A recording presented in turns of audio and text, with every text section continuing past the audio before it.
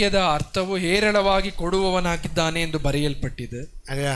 கன்னடத்தில் அப்படி தான் போட்டிருக்குது இல்லை? ஆமாம், ஏராளமாகி கொடுபவனாகித்தானே அப்படி தான் போட்டிருக்கு இல்லையா? ஆனால் தமிழ் பாஷாந்திரத்தில் எப்படி போட்டிருக்குன்னா ஐஸ்வர்ய சம்பந்தனாக இருக்கிறார். ஓகே, அப்போது ஆண்டவர் ವಾಕ್ತತ್ವದಿಂಬಡಿ இந்த ವರ್ಷದಲ್ಲಿ உங்களுக்கு ಏರಾಳಮಾಯಿ ತರುವಾರ್. ದೇವರು ವಾಗ್ದಾನದ ಪ್ರಕಾರವಾಗಿ ನಿಮ್ಮ ಪ್ರತಿಯೊಬ್ಬರಿಗೆ ವರ್ಷದಲ್ಲಿ ಹೇರಳವಾಗಿ ಕೊಡುತ್ತಾನೆ. சரியா? அல்லேலூயா, அல்லேலூயா. சரி, அப்போ ஏராளமாய் தருவார் அப்படின்னு சொன்னோன்னா இம்மிடியேட்டாக நமக்கு வந்து உலக பிரகாரமான ಆಶೀರ್ವಾದ ಮೇಲೆ தான் ಮೈಂಡ್ போவோம்.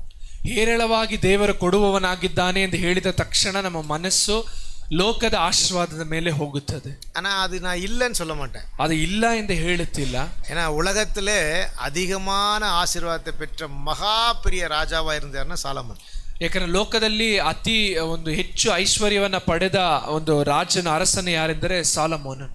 அவனுக்கு முன்னாடியும் கிடையாது, அவனுக்கு பின்னாடியும். ಅವನ ಹಿಂದೆಯೂ ಯಾರಿಲ್ಲ, ಅವನ ಮುಂದೆಯೂ ಒಬ್ಬರು ಇಲ್ಲ. உலகத்திலே மகா பெரிய ராஜான சாலமன் தான். ಲೋಕದಲ್ಲಿ ಒಂದು ಬಹಳ ದೊಡ್ಡ ಅರಸನೆಂದರೆ ಅದು ಸಾಲಮೋನ. ವಚನ சொல்றது அவன் மகா பெரிய ஐஸ்வர்யவனா இருந்தான். ವಾಕ್ಯವೇ ಹೇಳುತ್ತದೆ ಅವನು ಬಹಳ ಒಂದು ಐಶ್ವರ್ಯ ಸಂಪನ್ನನಾಗಿದ್ದನು. ஹல்லேலூயா, ಹಲ್ಲೆಲೂಯಾ. சரி, ஆகையினாலே உலக ஆசீர்வாதத்தை கர்த்தர் தருவார். அந்த ಲೋಕದ ಆಶೀರ್ವಾದವನ್ನು ದೇವರು ಅನುಗ್ರಹಿಸುತ್ತಾರೆ. இல்லையா? அந்த வசனம் வாசிங்களா, அப்பதான் உங்களுக்கு புரியும்.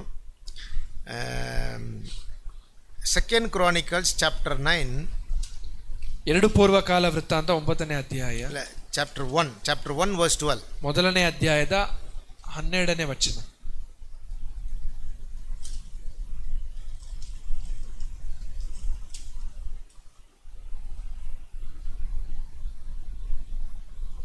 ಲೇಹಾಬ್ಯರು இல்ல second Chronicles chapter 9 verse 22. Sorry, chapter 9 verse 22. 2 ಪೂರ್ವಕಾಲ ವೃತ್ತಾಂತ 9ನೇ ಅಧ್ಯಾಯದ 22ನೇ ವಚನ.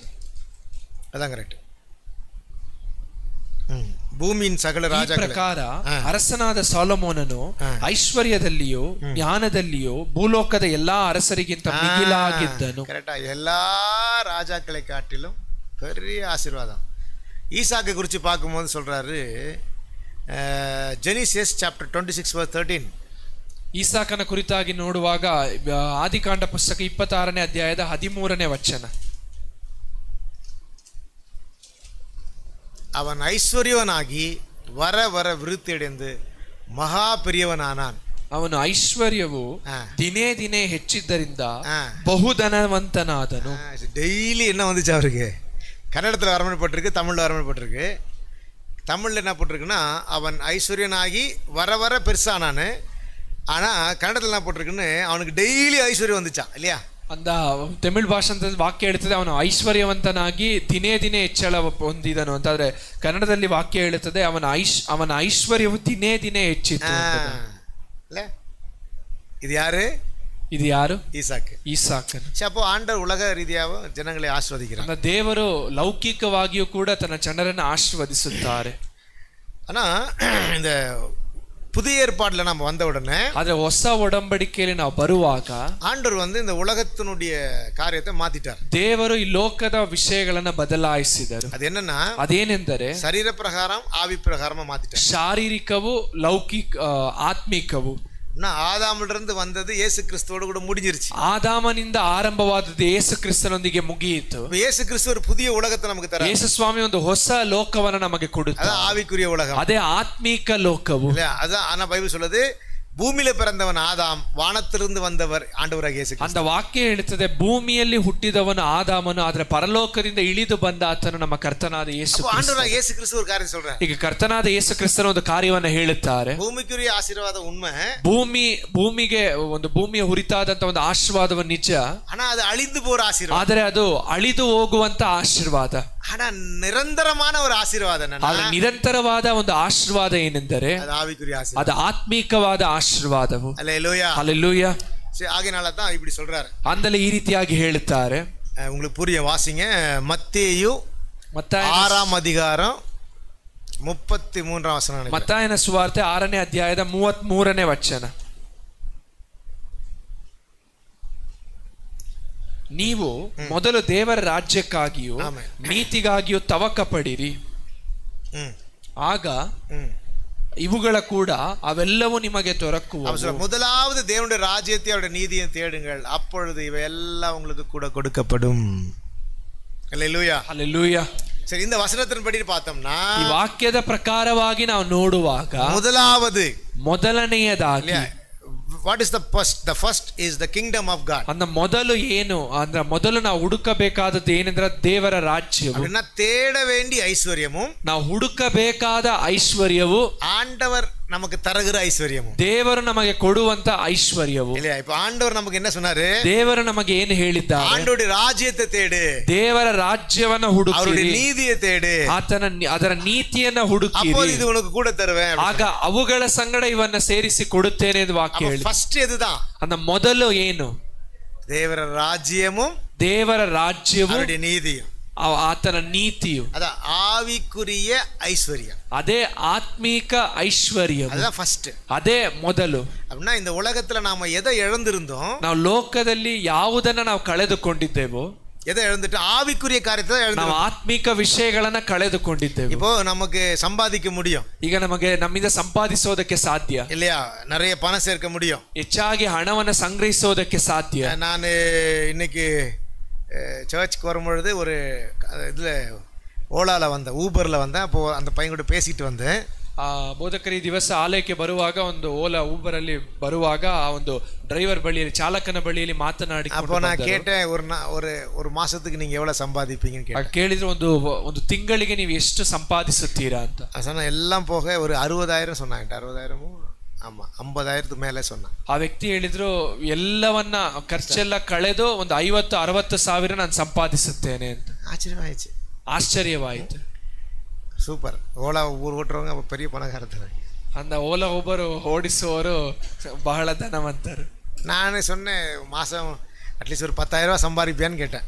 ಬೋಧಕರು ಕೇಳಿದ್ರೆ ಒಂದು ತಿಂಗಳಲ್ಲಿ ಒಂದು 10,000 ಸಂಪಾದಿಸುತ್ತೀರಾ? ಎಲ್ಲ ಹೋಗಿ ಅಂತ ಹೇಳಿದ್ದ. ಎಲ್ಲ ಹೋಗಿ 10,000 ರೂಪಾಯಿ ಸಿಕ್ಕಿತ್ತು ಸರ್ ನನಗೆ ವಾರಕ್ಕೆ ಅಂತ ಹೇಳಿದ್ದ.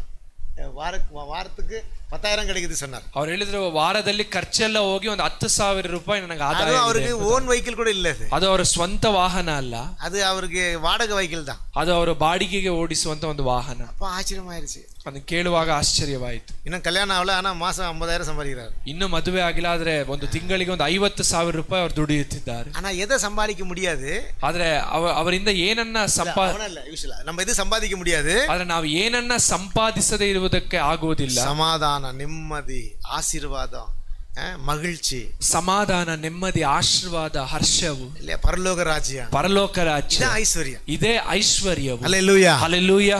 அப்ப இததான் முதல்ல தேட சொல்றார். ಇದನ್ನೇ ಮೊದಲು ಹುಡುಕಬೇಕೆಂದು ಹೇಳುತ್ತಾರೆ. அப்ப ஒரு வசனம், இந்த வசனம் வாசிங்களேன், இந்த வசனம் வாசிங்களேன். 2 கொரிந்தியர் 8ஆம் அதிகாரம் 9ஆம் வசனத்துல, 2 கொரிந்தியன் சாப்டர் 8 verse 9, ಕೊರಿಂಥದವರಿಗೆ ಬರೆದ 2ನೇ ಪತ್ರಿಕೆ 8ನೇ ಅಧ್ಯಾಯದ 9ನೇ ವಚನ, நம்முடைய கர்த்தராகிய இயேசு கிறிஸ்துவின் கிருபையை அறிந்திருக்கிறீர்களே. ನಮ್ಮ ಕರ್ತನಾದ ಯೇಸು ಕ್ರಿಸ್ತನ ಕೃಪೆಯು ನಿಮಗೆ ಗೊತ್ತಿದೆಯಲ್ಲ. அவர் ஐஸ்வர்யம் உள்ளவராய் இருந்தும், ಆತನು ಐಶ್ವರ್ಯವಂತನಾಗಿದ್ದು, நீங்கள் அவருடைய தரித்திரத்தினாலே ஐஸ்வர்யனாகும்படி உங்கள் நிமித்தம் தரித்திரரானாரே. ತಾನು ಬಡತನದಲ್ಲಿ ಸೇರುವುದರಿಂದ ನೀವು ಐಶ್ವರ್ಯವಂತರಾಗಬೇಕೆಂದು ನಿಮಗೋಸ್ಕರ ಬಡವನಾದನು. அல்லேலூயா, அல்லேலூயா, அல்லேலூயா, அல்லேலூயா. அப்போ ஆண்டவர் இந்த பூமியிலே நமக்காக தரித்திரரானது காரணம் நீங்களும் நானும் ಐಶ್ವರ್ಯವಾನ್ಲಾಗುಂಬಡಿಕೆ. அந்த ದೇವರು ಈ ಭೂಮಿಯಲ್ಲಿ ದರಿದ್ರನಾದದಕ್ಕೆ ಕಾರಣ ನೀವು ನಾವು ಐಶ್ವರ್ಯವುಳ್ಳವರಾಗಬೇಕು ಎಂಬುದಕ್ಕಾಗಿ. அப்படினா என்ன அர்த்தம்? ಅದರ ಅರ್ಥ ಏನು? ஆண்டவர் நமக்காக மனுஷனாகி, ದೇವರು ನಮಗಾಗಿ ಮನುಷ್ಯನಾಗಿ நம்மை தேவனுடைய பிள்ளைகளாய் மாற்றியிருக்கிறார். ನಮ್ಮನ್ನ ದೇವರ ಮಕ್ಕಳಾಗಿ ಮಾರ್ಪಡಿಸಿದ್ದಾರೆ. ಅದೇ ಐಶ್ವರ್ಯ, ಅದೇ ಐಶ್ವರ್ಯ. அல்லேலூயா, அல்லேலೂயா. ஆகையினால தான் சொல்லப்பட்டிருக்கு, அவரை யாரெல்லாம் தொழுது கொள்றாங்களோ அவர்களுக்கு அவர் ஐஸ்வர்ய சம்பந்தராய் இருக்கிறார். ಯಾರೆಲ್ಲ ಆತನನ್ನ ಅಂಗೀಕರಿಸುತ್ತಾರೋ, ಆತನನ್ನ ಆರಾಧಿಸುತ್ತಾರೋ ಅವರನ್ನ ಐಶ್ವರ್ಯ ಸಂಪನ್ನನಾಗಿ ಮಾರ್ಪಡಿಸಿ. அல்லேலூயா, அல்லேலூயா. ಕನ್ನಡದன்பಡಿ ಏರಾಳಮಾಯಿ ತರುகிறார். ಕನ್ನಡ ಭಾಷಾಂತರದ ಪ್ರಕಾರವಾಗಿ ಆತನು ಹೇರಳವಾಗಿ ಕೊಡುವವನಾಗಿದ್ದಾನೆ. ನಮಕಾಯಿ ಪರಿಪೂರ್ಣಮಾಯಿ ತರುகிறார். அந்த ದೇವರು ನಮಗಾಗಿ ಪರಿಪೂರ್ಣವಾಗಿ ಕೊಡುವವನಾಗಿದ್ದಾನೆ. அவர் நமக்காய் தரித்திரரானார். ದೇವರು ನಮಗಾಗಿ ದರಿದ್ರನಾದನು. என்ன அர்த்தம்னா, தரித்திரரானார்னா அந்த கிரேக் பாஷையில் என்ன சொல்லப்பட்டிருக்குன்னா, அவர் அந்த மகிமையை விட்டு நமக்காக கீழே வந்ததுனால இந்த மகிமையில நம்மளை கொண்டு போய் சேர்க்கிறாரு. அந்த ದರಿದ್ರನಾದನು ಅನ್ನುವಾಗ ಒಂದು ಗ್ರೀಕ್ ಒಂದು ಭಾಷಾಂತರದಲ್ಲಿ ಒಂದು ಗ್ರೀಕ್ ಭಾಷೆಯಲ್ಲಿ ನಾವು ನೋಡುವಾಗ ದೇವರು ತನ್ನ ಮಹಿಮೆಯನ್ನ ತೊರೆದು ನಮ್ಮನ್ನ ತನ್ನ ಮಹಿಮೆಗಾಗಿ ಸೇರಿಸುವಂತೆ ಆತನು ಇಳಿದು ಬಂದನು. அப்படின்னா அந்த வசனம் வாசிங்களா? பிலிப்பியர்கள் நிருபத்துல ಫಿಲಿಪ್ಪದವರಿಗೆ ಬರೆದ ಪತ್ರಿಕೆ 2ஆம் அதிகாரம் நினைக்கிறேன், 2ನೇ ಅಧ್ಯಾಯ, பிலிப்பியர் சாப்டர் 2 6ஆம் வசனம், 6ನೇ ವಚನ. ಆತನು ದೇವ ಸ್ವರೂಪನಾಗಿದ್ದರೂ ದೇವರಿಗೆ ಸರಿಸಮಾನನಾಗಿರುವುದೆಂಬ ಅಮೂಲ್ಯ ಪದವಿಯನ್ನು ಬಿಡಲೊಲ್ಲೆನು ಎಂದೆಣಿಸದೆ ತನ್ನನ್ನು ಬರಿದು ಮಾಡಿಕೊಂಡು சொல்லப்பட்டிருக்கு இல்லையா? வெறுமையாக்கி ದಾಸನ ರೂಪವನ್ನು ಧರಿಸಿಕೊಂಡು ಮನುಷ್ಯರಿಗೆ ಸದೃಶ್ಯನಾದನು. அவர் தன்னை தாழ்த்தி ಎಲ್ಲವற்றை ಬಿಟ್ಟು ನಮಕ್ಕಾಗ ಮನುಷ್ಯ ಸಾಯಲಾನಾರ್ இல்லையா? அந்த ದೇವರು ತನಗಿರುವಂತ ಎಲ್ಲವನ್ನ ತೊರೆದು ನಮಗಾಗಿ ಮನುಷ್ಯರ ಹೋಲಿಕೆಯನ್ನ ಧರಿಸಿದರಲ್ಲ. ಏನ್ தெரியுமா? ಯಾಕೆ ಗೊತ್ತಾ? நம்மை அந்த ஐஸ்வர்யமான இடத்துக்கு கொண்டு போறதுக்கு, ನಮ್ಮನ್ನ ಐಶ್ವರ್ಯವಾದ ಸ್ಥಳಕ್ಕೆ ಕರೆದುಕೊಂಡು ಹೋಗುವುದಕ್ಕೆ. அல்லேலூயா, அல்லேலூயா, அல்லேலூயா, அல்லேலூயா. ஆகையினாலதான் சொல்லப்பட்டிருக்கிறது அவர் ஐஸ்வர்ய சம்பந்தர். ಆಮೇಲೆ ವಾಕ್ಯದಲ್ಲಿ ಬರೆಯಲ್ಪಟ್ಟಿದೆ ಆತನು ಐಶ್ವರ್ಯ ಸಂಪನ್ನನು ಎಂಬುದಾಗಿ. ಕರೆಕ್ಟಾ? அல்லேலூயா, அல்லேலூயா. அப்படின்னு அர்த்தம்னா அவர் தன்னையே வெறுமையாக்கி தரித்திரமானார். அந்த ದೇವರು ತನ್ನನ್ನೇ ತಾನು ಬರಿದು ಮಾಡಿಕೊಂಡು ದರಿದ್ರನಾದನು. ஏன் நம்மள அந்த மகிமையில அந்த ஆசீர்வாதத்துல அந்த தேவனுடைய பிள்ளைகளோட அதிகாரத்துல கொண்டு போறதுக்காக. ಯಾಕಂದ್ರೆ ನಮ್ಮನ್ನ ಮಹಿಮೆಯಲ್ಲಿ ಆಶೀರ್ವಾದದಲ್ಲಿ ಆ ಒಂದು ದೇವರು ಕೊಡುವ ಅಧಿಕಾರದಲ್ಲಿ ಸೇರಿಸುವುದಕ್ಕಾಗಿ. அல்லேலூயா, அல்லேலೂயா. ஆகையினால தான் வேதம் சொல்கிறது அவர் நமக்கு ஐஸ்வர்ಯ ಸಂಬಂಧರಾಗಿ இருக்கிறார். ಅಂತಲೇ ಸತ್ಯವೇದವು ಹೇಳುತ್ತದೆ ಆತನು ನಮಗೆ ಐಶ್ವರ್ಯ ಸಂಪನ್ನನಾಗಿದ್ದಾನೆ. சரியா? இத நீங்க விளக்கமா தெரிஞ்சுக்கிட்டோம்னா ಇದನ್ನ ನೀವು ಚೆನ್ನಾಗಿ ಅರ್ಥ ಮಾಡಿಕೊಳ್ಳಬೇಕಾಗಿದೆ. வெளிப்படுத்தல் விசேஷம் 3ஆம் அதிகாரம் 18ஆம் வசனம். ಪ್ರಕಟಣೆಯ ಪುಸ್ತಕ 3ನೇ ಅಧ್ಯಾಯದ 18ನೇ ವಚನವನ್ನು ನಾವು ಓದೋಣ. ಅಲ್ಲ 18 ಅಲ್ಲ 17 ವಾಸಿಂಗ. 17ನೇ ವಚನವನ್ನು ಓದೋಣ. ನೀನು ನಿನ್ನ ವಿಷಯದಲ್ಲಿ ನಾನು ಐಶ್ವರ್ಯವಂತನು, ಸಂಪನ್ನನು, ಒಂದರಲ್ಲಿಯೂ ಕೊರತೆ ಇಲ್ಲದವನು ಎಂದು ಹೇಳಿಕೊಳ್ಳುತ್ತಿ, ಆದರೆ ನೀನು ಕೇವಲ ದುರವಸ್ಥೆಯಲ್ಲಿ ಬಿದ್ದಿರುವಂತವನು, ದೌರ್ಭಾಗ್ಯನು, ದರಿದ್ರನು, ಬಟ್ಟೆ ಇಲ್ಲದವನು ಆಗಿರುವುದನ್ನು ತಿಳಿಯದೇ ಇದ್ದಿ.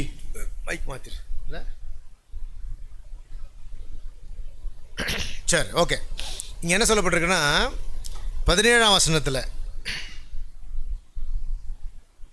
இந்த ಲವೋದಿಕೀಯ ಸಭೆಗೆ ಅವ್ರು சொல்றார். ಲವೋದಿಕೀಯ ಸಭೆಗೆ ಆತನ ಹೇಳ್ತಾನೆ, ಏನು ಹೇಳ್ತಾನೆ ಅಂದರೆ ಅವರು 17ನೇ ವಚನದಲ್ಲಿ ನೋಡುವಾಗ 17ನೇ ವಚನದಲ್ಲಿ ನೀನು ನಿನ್ನ ವಿಷಯದಲ್ಲಿ ನಾನು ಐಶ್ವರ್ಯವಂತನು, ಆಮೇಲೆ ಸಂಪನ್ನನು, ನಿನ್ನ ವಿಷಯದಲ್ಲಿ ನಾನು ಐಶ್ವರ್ಯವಂತನು, ಸಂಪನ್ನನು, ಒಂದರಲ್ಲಿಯೂ ಕೊರತೆ ಇಲ್ಲದವನು ಎಂದು ಹೇಳಿಕೊಳ್ಳುತ್ತಿ. ಅಂದ್ರೆ அந்த சபை விசுவாசி என்ன சொல்றாங்கன்னா, ಆ ಸಭೆಯ ಮಕ್ಕಳು ಏನೆಂದು ಹೇಳುತ್ತಾರೆಂದರೆ, எனக்கு ஒரு குறையும் இல்லைன்னு சொல்றாங்க. ನನಗೆ ಯಾವುದೇ ಕೊರತೆ ಇಲ್ಲ. ஆனா அது உண்மைதான், ಅದು ನಿಜಾನೇ. ஆனா அவங்க சொல்றதெல்லாம் உலக பிரகாரமா. ಆದ್ರೆ ಆ ಸಭೆಯವರು ಹೇಳುತ್ತಿರುವಂತದೆಲ್ಲ ಲೌಕಿಕವಾದ ಆಶೀರ್ವಾದವನ್ನು. அந்த அவங்களுக்கு வந்து பொருளாதார ஆசீர்வாதம் நிறைய இருந்துச்சு. ಆ ಸಭೆಯ ಮಕ್ಕಳಿಗೆ ಒಂದು ದ್ರವ್ಯ ಆಶೀರ್ವಾದವು ಹೆಚ್ಚಾಗಿತ್ತು. ಲವೋದಿಕೀಯ ಸಭೆಯಲ್ಲಿ ಎಲ್ಲ ಐಶ್ವರ್ಯವುಳ್ಳವರಾ இருந்தாங்க. ಲವೋದಿಕೀಯ ಸಭೆಯಲ್ಲಿ ಎಲ್ಲರೂ ಐಶ್ವರ್ಯವುಳ್ಳವರಾಗಿದ್ದರು. அதனால அவங்க அப்படி சொன்னாங்க. ಆದ್ಮೇಲೆ ಆ ಜನರು ಆ ರೀತಿಯಾಗಿ ಅರಿಕೆ ಮಾಡುತ್ತಾರೆ. கடவுள் என்ன சொல்றாரு? ಆದ್ರೆ ದೇವರು ಏನೆಂದು ಹೇಳುತ್ತಾರೆ, ಶರೀರ ಪ್ರಕಾರ ಆಶೀರ್ವದಿಸಲ್ಪಟ್ಟಿರುக்க, ನೀನು ಶಾರೀರಿಕವಾಗಿ ಆಶೀರ್ವದಿಸಲ್ಪಟ್ಟವರೇ. ஆனா நான் என்ன சொல்றேன்னா, ಆದ್ರೆ ನಾನೇನು ಹೇಳುತ್ತೇನೆ, ಆವಿಕುರಿಯ ಆಶೀರ್ವಾದ ನೀ ವಾಂಗಣೋನ್ರ, ಆತ್ಮಿಕವಾದ ಆಶೀರ್ವಾದವನ್ನು ನೀನು ಪಡೆದುಕೊಳ್ಳಬೇಕು ಎಂದು ಹೇಳುತ್ತಾರೆ. ಕರೆಕ್ಟಾ? ಸರಿನಾ? அப்போ கடவுள் எதை விரும்புறாரு? ದೇವರು ಯಾವುದನ್ನು ಅಪೇಕ್ಷಿಸುತ್ತಾರೆ? நாம உலக பிரகாரமாய் ஆசீர்வதிக்கப்படுறது மட்டும் விரும்பல. ನಾವು ಲೌಕಿಕವಾಗಿ ಆಶೀರ್ವಾದವನ್ನು ಹೊಂದಿಕೊಳ್ಳುವಂತದನ್ನ ಮಾತ್ರ ದೇವರು ಬಯಸುವುದಿಲ್ಲ. ಅದು ಬೇಡ ಅಂತ ಹೇಳಿಲ್ಲ, வேண்டான்னு சொல்லல. ಅದು ಅವಶ್ಯವಿಲ್ಲ ಎಂದು ಹೇಳುತ್ತಿಲ್ಲ, ಅದು மட்டும் வேண்டான்னு சொல்ற. ಆದ್ರೆ ಅದು ಮಾತ್ರ ಸಾಲದು ಎಂಬುದಾಗಿ ಹೇಳುತ್ತೇನೆ. ಲವೋದಿಕೀಯ ಸಭೆನ ಕடைசி ಕಾಲ ಚರ್ಚಿನ ಅರ್ಥ. ಯಾಕಂದ್ರೆ ಲವೋದಿಕೀಯ ಸಭೆ ಎಂದು ಹೇಳುವಾಗ ಅದು ಕೊನೆಯ ಕಾಲದ ಸಭೆಯನ್ನ ಸೂಚಿಸುತ್ತದೆ. ஏன்னா இப்போ என்ன பொறுத்த வரைக்கும் இப்போ என்னுடைய ஊழிய அனுபவத்தில், இந்த 33 வருஷ ஊழிய அனுபவத்தில் நான் பார்த்தது, நான் வளர்ந்தப்போ இருந்த சபைகள் ரொம்ப தரித்திரமாக இருந்த சபை. ಬೋಧಕರ ಒಂದು 33 ವರ್ಷದ ಸೇವೆಯ ಅನುಭವದಲ್ಲಿ ಅವರು ಇದ್ದ ಕಾಲದಲ್ಲಿ ಇದ್ದ ಸಭೆಗಳು ಬಹಳ ಒಂದು ದರಿದ್ರದಲ್ಲಿ, ಒಂದು ಬಡತನದಲ್ಲಿ ಇದ್ದಂತ ಸಭೆಗಳು, ಕಷ್ಟಗಳಲ್ಲಿ ಇದ್ದಂತ ಸಭೆಗಳು ಆ ರೀತಿಯಾಗಿ ಸೇವೆಯನ್ನ ಮಾಡಿದರು. இந்த 20 வருஷமா நான் சொல்றேன், இந்த 2000 ஸ்டார்ட் பண்ணி இந்த ஐடி ஃபீல்டு உள்ள வந்துச்சு இல்லைங்களா? இந்த 2000 ஸ்டார்ட் பண்ணி எப்போ இந்த ஐடி ஃபீல்டு வந்து இந்த காரியம் பூஸ்ட் ஆச்சோ, இப்போ பார்த்தீங்கன்னா சபைகள் சர்ச்சஸ்லாம் ಐಶ್ವರ್ಯத்தில் நிறைஞ்சிருக்கிறாங்க. இப்போ ಒಂದು 2000 ಒಂದು ಇಸುವಿ ದಾಟಿ ಒಂದು ತಾಂತ್ರಿಕವಾದಂಥ ಕೆಲಸಗಳೆಲ್ಲ ಭಾರತ ದೇಶಕ್ಕೆ ಬಂದ ನಂತರ ಸಭೆಗಳೆಲ್ಲ ಬಹಳ ಒಂದು ಐಶ್ವರ್ಯದಿಂದ ತುಂಬಿದೆ. ಕರೆಕ್ಟಾ இல்லையா? ಸರಿನಾ ಇಲ್ವಾ? நிறைய பேருக்கு இப்போ ಸ್ಯಾಲರಿலாம் வந்து மினிமம் 3 lakhs 4 lakhs தான். ಈಗೆಲ್ಲ ಸಂಬಳ ಬಂದು 3 ಲಕ್ಷ 4 ಲಕ್ಷ. சில பேர்லாம் வருஷத்துக்கு 40 லட்சம் சம்பாதிக்கிறவங்க இருக்காங்க. ಕೆಲವರು ವರ್ಷಕ್ಕೆ ಒಂದು 40 ಲಕ್ಷ ಎಲ್ಲ ಸಂಪಾದಿಸುವಂತ ವ್ಯಕ್ತಿಗಳಿದ್ದಾರೆ. ஒரு 25 வருஷத்துக்கு முன்னாடி அப்படி இல்ல. ಆದ್ರೆ ಒಂದು 25 ವರ್ಷಗಳ ಹಿಂದೆ ಆ ರೀತಿಯಾಗಿಲ್ಲ. ಇಲ್ಲ, ಇನ್ನು ವರೆಗೂ ನಾಟ್ಗಳಲ್ಲಿ நிறைய அந்த மாதிரி நடக்காது. ಆದ್ರೆ ಇನ್ನು ಮುಂದೆ ಬರುವಂತ ದಿವಸಗಳಲ್ಲಿ ಈ ರೀತಿಯಾದ ಕಾರ್ಯಗಳು ಹೆಚ್ಚಾಗಿ ನಡೆಯುತ್ತದೆ. ಇನಿ ಸಂಬಳ அப்படின்னு கேட்டீங்கன்னா மினிமம் 3 ಲಕ್ಷ தான் சொல்லுவாங்க ಬೇಸಿಕ್. ಇನ್ನು ಮುಂದೆ ಸಂಬಳವನ್ನು ಕೇಳುವಾಗ ಮಿನಿಮಮ್ ಒಂದು 3 ಲಕ್ಷ ಹೇಳುತ್ತಾರೆ. ಬೇಸಿಕ್ அப்படிதான் சொல்லுவாங்க. ಅವರ ಒಂದು ಕನಿಷ್ಠ ಒಂದು ಸಂಬಳ. உலகத்தினுடைய பொருளாதார வளர்ச்சி நல்லா இருக்குது. ಆ ರೀತಿಯಾಗಿ ಲೋಕದ ಒಂದು ಆರ್ಥಿಕ ಬೆಳವಣಿಗೆ ಒಂದು ಬಹಳ ದೊಡ್ಡದಾಗಿದೆ. அப்ப சபைக்கு வர ஆட்கள், ಸಭೆಗೆ ಬರುವಂತ ಮಕ್ಕಳು ದೇವರ ಬಳಿಯಲ್ಲಿ ಪ್ರಾರ್ಥಿಸಿ ಆಶೀರ್ವಾದವನ್ನು ಹೊಂದಿಕೊಳ್ಳುವಾಗ அந்த உலக ஆசீர்வாதத்துல மட்டும் நிறைஞ்சிருக்க கூடாது. ಆ ಲೋಕದ ಆಶೀರ್ವಾದದಲ್ಲಿ ಮಾತ್ರ ಅವರು ತುಂಬಿರಬಾರದು. ಕರೆಕ್ಟಾ? ಸರಿನಾ? ಆனா ಲವೋದಿಕೀಯ ಸಭೆ அப்படி இருக்கும். ಆದ್ರೆ ಲವೋದಿಕೀಯ ಸಭೆ ಆ ರೀತಿಯಾಗಿದೆ. ಕಡೆಸಿ ಕಾಲ ಚರ್ಚ್, ಕೊನೆಯ ಕಾಲದ ಸಭೆ. அப்ப ஆண்டவர் சொல்றாரு, ಅದ ದೇವರು ಹೇಳುತ್ತಾರೆ, ಇದು மட்டும் இல்ல, ಅದು ಮಾತ್ರವಲ್ಲ, உனக்கு ನಿನಗೆ நீ ஐஸ்வர்யன் ஆக வேண்டும் என்றால், ನೀನು ಐಶ್ವರ್ಯವಂತನಾಗಬೇಕಾದರೆ, ವಚನ ವಾಸಿಂಗ இப்போ 18ಾம் ವಚನ, ನೀನು ಐಶ್ವರ್ಯವಂತನಾಗುವಂತೆ, ನೀನು ஐஸ்வர்யவந்தனாகி ஆகுவந்தே. கவனிங்க, நீ ஐஸ்வர்யன் ஆகும்படிக்கு அப்படி சொல்றாங்க. தேவர் ಹೇಳ್ತಾರೆ ನೀನು ಐಶ್ವರ್ಯವಂತನಾಗುವಂತೆ. ஆனா அவங்க ஆல்ரெடி இதுல தான் இருக்காங்க. ಆದ್ರೆ ಅವರು ಆಗಲೇ ಯಾವುದರಲ್ಲಿ ಇದ್ದಾರೆ? ಐಶ್ವರ್ಯದಲ್ಲಿ ಇರ್றாங்க. ಅವರು ಐಶ್ವರ್ಯದಲ್ಲಿಯೇ ಇದ್ದಾರೆ. ஆனா கடவுளுடைய பார்வையில அவங்க யாரும் இல்ல. ಆದ್ರೆ ದೇವರ ದೃಷ್ಟಿಯಲ್ಲಿ ಅವರು ಯಾರಿಲ್ಲ, ஐஸ்வர்யம் இல்ல, ಐಶ್ವರ್ಯವುಳ್ಳವರಲ್ಲ. அப்ப புரியுதா உங்களுக்கு? ಅರ್ಥವಾಗ್ತಿದ್ಯಾ? ஆண்டவர் ஐஸ்வர்ய சம்பந்தன், ದೇವರು ಐಶ್ವರ್ಯ ಸಂಪನ್ನ, ஆண்டவர் ஏராளமாய் தருகிறவர், ದೇವರು ಹೇರಳವಾಗಿ ಕೊಡುವವನು. ஆனா ಮನುಷ್ಯನ நினைச்சுக்கிறான், ಆದ್ರೆ ಮನುಷ್ಯರು ಏನೆಂದು ನೆನೆಸುತ್ತಾರೆ? உலக ஆசீர்வாதத்தை மட்டும் நினைக்கிறான், ಲೋಕದ ಆಶೀರ್ವಾದವು ಮಾತ್ರ ಎಂದು ಯೋಚಿಸುತ್ತಾರೆ. அதனால தான் அவங்க அப்படி அறிக்கை செஞ்சாங்க. ಆಮೇಲೆ ಅವರು ಆ ರೀತಿಯಾಗಿ ಅರಿಕೆ ಮಾಡುತ್ತಾರೆ, நான் ஐஸ்வர்ய சம்பந்தன், ನಾನು ಐಶ್ವರ್ಯವಂತನು, எனக்கு ஒரு குறையே இல்ல, ನನಗೆ ಒಂದರಲ್ಲಿಯೂ ಕೊರತೆ ಇಲ್ಲ, ನಾನು ತೃಪ್ತಿயா இருக்கிறேன், ನಾನು ತೃಪ್ತಿಯಾಗಿದ್ದೇನೆ. அவங்க சொல்றாங்க. ಆ ರೀತಿಯಾಗಿ ಆ ಸಭೆಯವರು ಹೇಳುತ್ತಾರಲ್ಲ. ಆಂಡ್ರೆ சொல்றாரு, ಇಲ್ಲ ಇಲ್ಲ ನೀ அப்படி ಇಲ್ಲ. ಅದು ದೇವರು ಹೇಳ್ತಾರೆ, ಇಲ್ಲ ನೀನು ಐಶ್ವರ್ಯವಂತನಲ್ಲ. ಇಲ್ಲ 17ನೇ ವಚನದಲ್ಲಿ, 17ನೇ ವಚನದಲ್ಲಿ, ನೀ ನಿರ್ಭಾಗ್ಯವುಳ್ಳವನು, ನೀನು ಕೇವಲ ದುರವಸ್ಥೆಯಲ್ಲಿ ಬಿದ್ದಿರುವಂತವನು, ದೌರ್ಭಾಗ್ಯನು, ದರಿದ್ರನು, ಕುರುಡನು, ನಿರ್ವಾಣಿಯಮಾய் இருக்கிறது அறியாமல், ಇಲ್ಲದವನು ಆಗಿರುವಂತದನ್ನ ಅರಿಯದಿರುವವನು ಎಂಬುದಾಗಿ ಹೇಳ್ತಾರೆ. ನೀ சொல்ற ಐಶ್ವರ್ಯವಾನ இருக்கிறேன்னு, ಆದ್ರೆ ನೀನು ಹೇಳ್ತೀಯ ನೀನು ಐಶ್ವರ್ಯವುಳ್ಳವನು ಎಂಬುದಾಗಿ. ದ್ರವ್ಯ ಸಂಬಂಧನ್ சொல்ற, ನಾನು ಸಂಪನ್ನನು ಎಂದು ನೀನು ಹೇಳ್ತೀಯ, ஒரு குறை ಇಲ್ಲ ಅಂತ சொல்ற, ಯಾವುದರಲ್ಲಿಯೂ ಕೊರತೆ ಇಲ್ಲ ಎಂದು ನೀನು ಹೇಳ್ತೀಯ. ஆனா அவங்க சொல்றது உண்மைதான். ಆದ್ರೆ ಆ ಜನರು ಹೇಳುವಂತದ್ದು ನಿಜಾನೇ. ஆனா எந்த ಆಶೀರ್ವಾದ அவங்க சொல்றாங்க? ಆದ್ರೆ ಆ ಜನರು ಹೇಳುತ್ತಿರುವಂತ ಆಶೀರ್ವಾದ ಯಾವುದು? வெறும் உலக ஆசீர்வாதத்தை மட்டும், ಅದು ಬರೀ ಲೋಕದ ಆಶೀರ್ವಾದವು ಮಾತ್ರ. அப்ப ஆண்டவர் சொல்றாரு, ಆಗ ದೇವರು ಹೇಳುತ್ತಾರೆ, ಇಲ್ಲ ಇಲ್ಲ ಇಲ್ಲ, உண்மையான ஒரு ஐஸ்வர்யம் இருக்குது, ನಿಜವಾದ ಒಂದು ಐಶ್ವರ್ಯ ಇದೆ. அல்லேலூயா, அல்லேலூயா, அல்லேலூயா, அல்லேலூயா. அப்படினா அப்ப சரீர பிரகாரமா நம்மள ஆண்டவர் ஆசீர்வதிக்கப்பட்டவர் சொல்லல. அந்த ದೇವರು ನಮ್ಮನ್ನ ಶಾರೀರಿಕವಾಗಿ ನಮ್ಮನ್ನು ಆಶೀರ್ವದಿಸುವುದಿಲ್ಲ ಎಂದು ಹೇಳುವುದಕ್ಕೆ ಬರುತ್ತಿಲ್ಲ. ಆಂಡವರು ಆಶೀರ್ವದಿಸಕ್ಕೆ ವಿರುಂಬುகிறார். ದೇವರು ನಿಮ್ಮನ್ನು ಆಶೀರ್ವದಿಸುವುದಕ್ಕೆ ಬಯಸುತ್ತಾರೆ. ಆ ವಾಕ್ಯವನ್ನು ಓದೋಣ. 1 ಯೋವಾನ್, ಯೋಹಾನನ ಬರೆದ ಮೊದಲನೆಯ ಪತ್ರಿಕೆ, 3 ಯೋವಾನ್, ಮೂರನೆಯ ಪತ್ರಿಕೆ, ಫಸ್ಟ್ ಅಂಡ್ ಸೆಕೆಂಡ್, ಮೊದಲ 2 ವಚನಗಳು.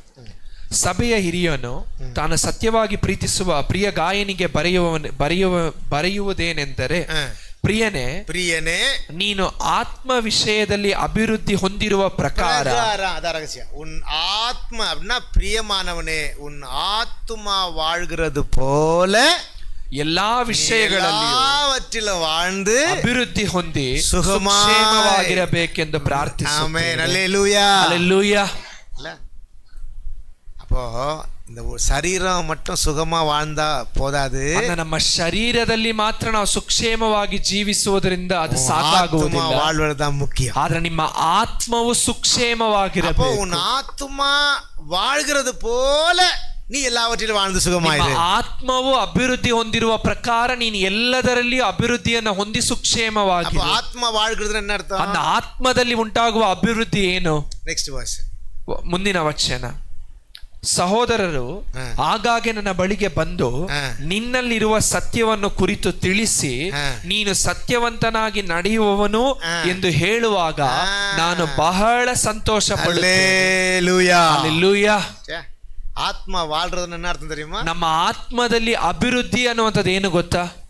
ಸತ್ಯದಲ್ಲಿ ನೀங்க நடக்கிறீங்க. ಸತ್ಯದಲ್ಲಿ ನೀವು ನಡೆದುಕೊಳ್ಳುವಂತದ್ದೇ ಆತ್ಮ வாழ்றது. ಅದೇ ನಮ್ಮ ಆತ್ಮದ ಅಭಿವೃದ್ಧಿ. ಅಪ್ಪೋ ಆಗ ಎಲ್ಲವற்றிலும் வாழ்ந்து சுகமாயிரு. ನೀವು ಎಲ್ಲದರಲ್ಲಿಯೂ ಅಭಿವೃದ್ಧಿಯನ್ನು ಹೊಂದಿ ಸುಕ್ಷೇಮವಾಗಿರು. ಸರಿಯಾ? ಅಪ್ಪ ಆಂಡರ್ நம்மளை பார்த்து சொல்றாரு. ಈಗ ದೇವರು ನಮ್ಮನ್ನು ನೋಡಿ ಹೇಳುತ್ತಾರೆ, ನಾನು ಉನ್ನ ಏರಾಳಮಾಯಿ ಆಶೀರ್ವದಿಪೇನ್. ನಾನು ನಿನ್ನನ್ನು ಹೇರಳವಾಗಿ ಆಶೀರ್ವದಿಸುತ್ತೇನೆ. Hallelujah, hallelujah. அப்ப முதலாவது ஆசீர்வாதம், ನನ್ನ ಮೊದಲನೆಯ ಆಶೀರ್ವಾದ ಆತ್ಮ வாழ்கிற ஆசீர்வாதம். ನಮ್ಮ ಆತ್ಮವು ಅಭಿವೃದ್ಧಿ ಹೊಂದುವ ಆಶೀರ್ವಾದ, ಸತ್ಯத்திலே நடக்கிற ஆசீர்வாதம், ಸತ್ಯದಲ್ಲಿ ನಡೆಯುವಂತ ಆಶೀರ್ವಾದ. ಅದು ನಮಗೆ ಆಂಡರ್ ತರணும். ಅದನ್ನ ದೇವರು ನಮಗೆ ಕೊಡಬೇಕು. Hallelujah, hallelujah. அப்போ அந்த ஐஸ்வரியத்துல நம்ம நிரம்பும் பொழுது, ಆ ಐಶ್ವರ್ಯದಲ್ಲಿ ನಾವು ತುಂಬುವಾಗ எல்லாவற்றிலும் நம்ம வாழ்ந்து சுகமா இருக்கும்படி கர்த்தர் ಎಲ್ಲದರಲ್ಲಿಯೂ ನಾವು ಅಭಿವೃದ್ಧಿ ಹೊಂದಿ ಸುಕ್ಷೇಮವಾಗಿರುವಂತೆ ದೇವರು ಅನುಗ್ರಹಿಸುತ್ತಾರೆ. Hallelujah, hallelujah. ಸರಿ, அதனால ஒரு 3 காரியத்தை உங்களுக்கு நான் சொல்லி முடிச்சேன். அந்த 3 ವಿಷಯಗಳನ್ನು ನಿಮ್ಮ ಬಳಿಯಲ್ಲಿ ಹಂಚಿಕೊಂಡು ಇದನ್ನು ಮುಗಿಸುತ್ತೇವೆ. ಸರಿಯಾ? ಓಕೆ. Hallelujah, hallelujah. அப்படினா முதல் ஆசீர்வாதம் ஆத்மீக ஆசீர்வாதம். அந்த ಮೊದಲನೆಯ ಆಶೀರ್ವಾದವು ಆತ್ಮಿಕ ಆಶೀರ್ವಾದ. அப்படி நம்ம இருந்தோம்னா, ಆ ರೀತಿಯಾಗಿ ನಾವು ಇದ್ದರೆ இந்த உலக காரியத்தையும் கர்த்தர் நமக்கு தருவார். ಈ ಲೋಕದ ಕಾರ್ಯಗಳನ್ನು ಕೂಡ ದೇವರು ನಮಗೆ ಅನುಗ್ರಹಿಸುತ್ತಾರೆ. ನಮ್ಮ ಅಗತ್ಯತೆಗಳನ್ನು ದೇವರು ಒದಗಿಸುತ್ತಾರೆ. ನಮ್ಮ ಕடன் ವಾಂಗಾದಬಡಿ ಕடன் ಕೊಡುಕುಂಬಡಿ ಕರ್ತರ ಆಶೀರ್ವದಿಪಾರ್. ನಾವು ಸಾಲವನ್ನು ತೆಗೆದುಕೊಳ್ಳದೆ ಸಾಲವನ್ನು ಕೊಡುವಂತೆ ದೇವರು ಆಶೀರ್ವದಿಸುತ್ತಾರೆ. ಪ್ರಯಾಸದಲ್ಲಿ ವರ ವರ ವೃದ್ಧಿಯಡೆ ಸೇವಾರ್. ನಮ್ಮ ಕೈಗಳ ಪ್ರಯಾಸದಲ್ಲಿ ನಾವು ದಿನೇ ದಿನೇ ಅಭಿವೃದ್ಧಿ ಆಗುವಂತೆ ಮಾಡುತ್ತಾರೆ. Hallelujah, hallelujah. ಅದು ಆಂಡವರು செய்வார், ಅದು ದೇವರು ಮಾಡುತ್ತಾರೆ. ಆனா ಅದಕ್ಕೆ ಮುன்னாಡಿ ಅವರು என்ன சொல்றாருன்னா, ಅದಕ್ಕಿಂತ ಮುಂಚಿತವಾಗಿ ದೇವರು ಹೇಳುವಂತದ್ದು ಆತ್ಮ ವಾಳನು, ನಿಮ್ಮ ಆತ್ಮವು ಅಭಿವೃದ್ಧಿ ಹೊಂದಬೇಕು. அந்த ஆத்மாவலே நீ ஐஸ்வரியத்தை பெற்றுக்கொள்ளணும். ನಿಮ್ಮ ಆತ್ಮಿಕತೆಯಲ್ಲಿ ನೀವು ಐಶ್ವರ್ಯವನ್ನು ಪಡೆದುಕೊಳ್ಳಬೇಕು. ಸರಿ, ಓಕೆ. இப்போ அந்த வசனத்தை வாசிங்களேன். ಈಗ ವಾಕ್ಯವನ್ನು ಓದೋಣ. அந்த 18th வசனம், 18th verse, 18ನೇ ವಚನ.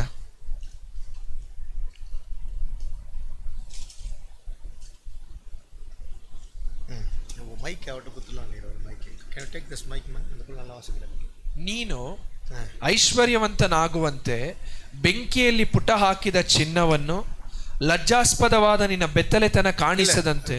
Correct first ವಾಸಿನಮ್ಮ. ನೀ ಐಶ್ವರ್ಯನಾಗುಂಬಡಿಕೆ, ನೀನು ಐಶ್ವರ್ಯವಂತನಾಗುವಂತೆ ಬೆಂಕಿಯಲ್ಲಿ ಪುಟ ಹಾಕಿದ ಚಿನ್ನವನ್ನು ಲಜ್ಜಾಸ್ಪದವಾದ ನಿನ್ನ ಬೆತ್ತಲೆತನ ಕಾಣಿಸದಂತೆ ಹೊದ್ದುಕೊಳ್ಳುವುದಕ್ಕಾಗಿ ಬಿಳಿ ವಸ್ತ್ರಗಳನ್ನು, ಕಣ್ಣು ಕಾಣುವಂತೆ ನಿನ್ನ ಕಣ್ಣುಗಳಿಗೆ ಹಚ್ಚುವುದಕ್ಕಾಗಿ ಅಂಜನವನ್ನು ನನ್ನಿಂದ ಕೊಂಡುಕೊಳ್ಳಬೇಕೆಂದು ನಿನಗೆ ಬುದ್ಧಿ ಹೇಳುತ್ತೇನೆ. Hallelujah, hallelujah. அப்போ ஆண்டவர் வந்து ஐஸ்வர்ய சம்பந்தர். ದೇವರು ಐಶ್ವರ್ಯ ಸಂಪನ್ನನು. ஆண்டவர் நமக்கு ஐஸ்வர்யத்தை தரார். ದೇವರು ನಮಗೆ ಐಶ್ವರ್ಯವನ್ನು ಅನುಗ್ರಹಿಸುತ್ತಾರೆ. என்ன ஐஸ்வர்ಯ? ಆ ಐಶ್ವರ್ಯ ಏನು? நெருப்பிலே புடமிடப்பட்ட பொன். ಮೊದಲನೆಯದಾಗಿ ಬೆಂಕಿಯಲ್ಲಿ ಪುಟ ಹಾಕಿದ ಚಿನ್ನ. ಎರಡನೆಯದಾಗಿ ನಿರ್ವಾಣமும் ಅವಲಕ್ಷಣமும் ತೋಂಡ್ರಾದಬಡಿಗೆ ನೀ ಉಡಿತುಕೊಳ್ಳ ವೆಣ್ವಸ್ತ್ರ. ಲಜ್ಜಾಸ್ಪದವಾದ ಬೆತ್ತಲೆತನವನ್ನು ಮುಚ್ಚುವುದಕ್ಕೆ ದೇವರು ಕೊಡುವಂತ ಬಿಳಿ ವಸ್ತ್ರ. ಮೂರನೆಯದಾಗಿ ಕಣ್ಗಳಿಗೆ ಕಳಿಕಂ, ಕಣ್ಣುಗಳಿಗೆ ಹಚ್ಚುವುದಕ್ಕಾಗಿ ಅಂಜನ. ಇದು ಏನ್ ತರಾರ್ನ? ಇದನ್ನ ದೇವರು ಯಾವುದಕ್ಕಾಗಿ ಕೊಡುತ್ತಾರೆ? ನಾವು ಐಶ್ವರ್ಯವಂತರಾಗುವಂತೆ. Hallelujah, hallelujah, hallelujah, hallelujah. அப்போ நான் நம்புறேன், ಅಂತ ನಾವು ನಂಬುತ್ತೇವೆ. ನಮ್ಮ ಸಭೆ இந்த வருஷத்துல, ಈ ವರ್ಷದಲ್ಲಿ ஆவிக்குரிய ஐஸ்வர்யத்துல ஆண்டவர் பரிபூர்ணமா நிரப்ப போறாரு. ಆತ್ಮಿಕವಾದ ಐಶ್ವರ್ಯದಲ್ಲಿ ದೇವರು ಸಂತೃಪ್ತಿಯಾಗಿ ತುಂಬಿಸುತ್ತಾರೆ. ஆவிக்குரிய ஐஸ்வர்யத்துல நம்ம நிரம்பும் பொழுது, ನಾವು ಆತ್ಮಿಕವಾದ ಐಶ್ವರ್ಯದಲ್ಲಿ ತುಂಬುವಾಗ உலக பிரகாரமான ஆசீர்வாதத்திலேயும் நாம் வாழ்ந்து சுகமா இருக்கும்படி கர்த்தர் உதவி செய்வார். ಲೋಕದ ಆಶೀರ್ವಾದದಲ್ಲಿಯೂ ನಾವು ಅಭಿವೃದ್ಧಿ ಹೊಂದಿ ಸುಕ್ಷೇಮವಾಗಿರುವಂತೆ ದೇವರು ನಮಗೆ ಅನುಗ್ರಹಿಸುತ್ತಾರೆ. Hallelujah, hallelujah, hallelujah, hallelujah. அதான் முக்கியம். ಅದೇ ಮುಖ್ಯ. ஆகையினாலே அவர் சொல்றாரு, நீ ஐஸ்வரனாகும்படிக்கு ಅದನ್ನ ನೀವು ಐಶ್ವರ್ಯವಂತನಾಗುವಂತೆ நான் உனக்கு தரதை நீ வாங்கிக்கோ. ನಾನು ನಿನಗೆ ಅನುಗ್ರಹಿಸುವುದನ್ನು ನೀನು ಪಡೆದುಕೋ.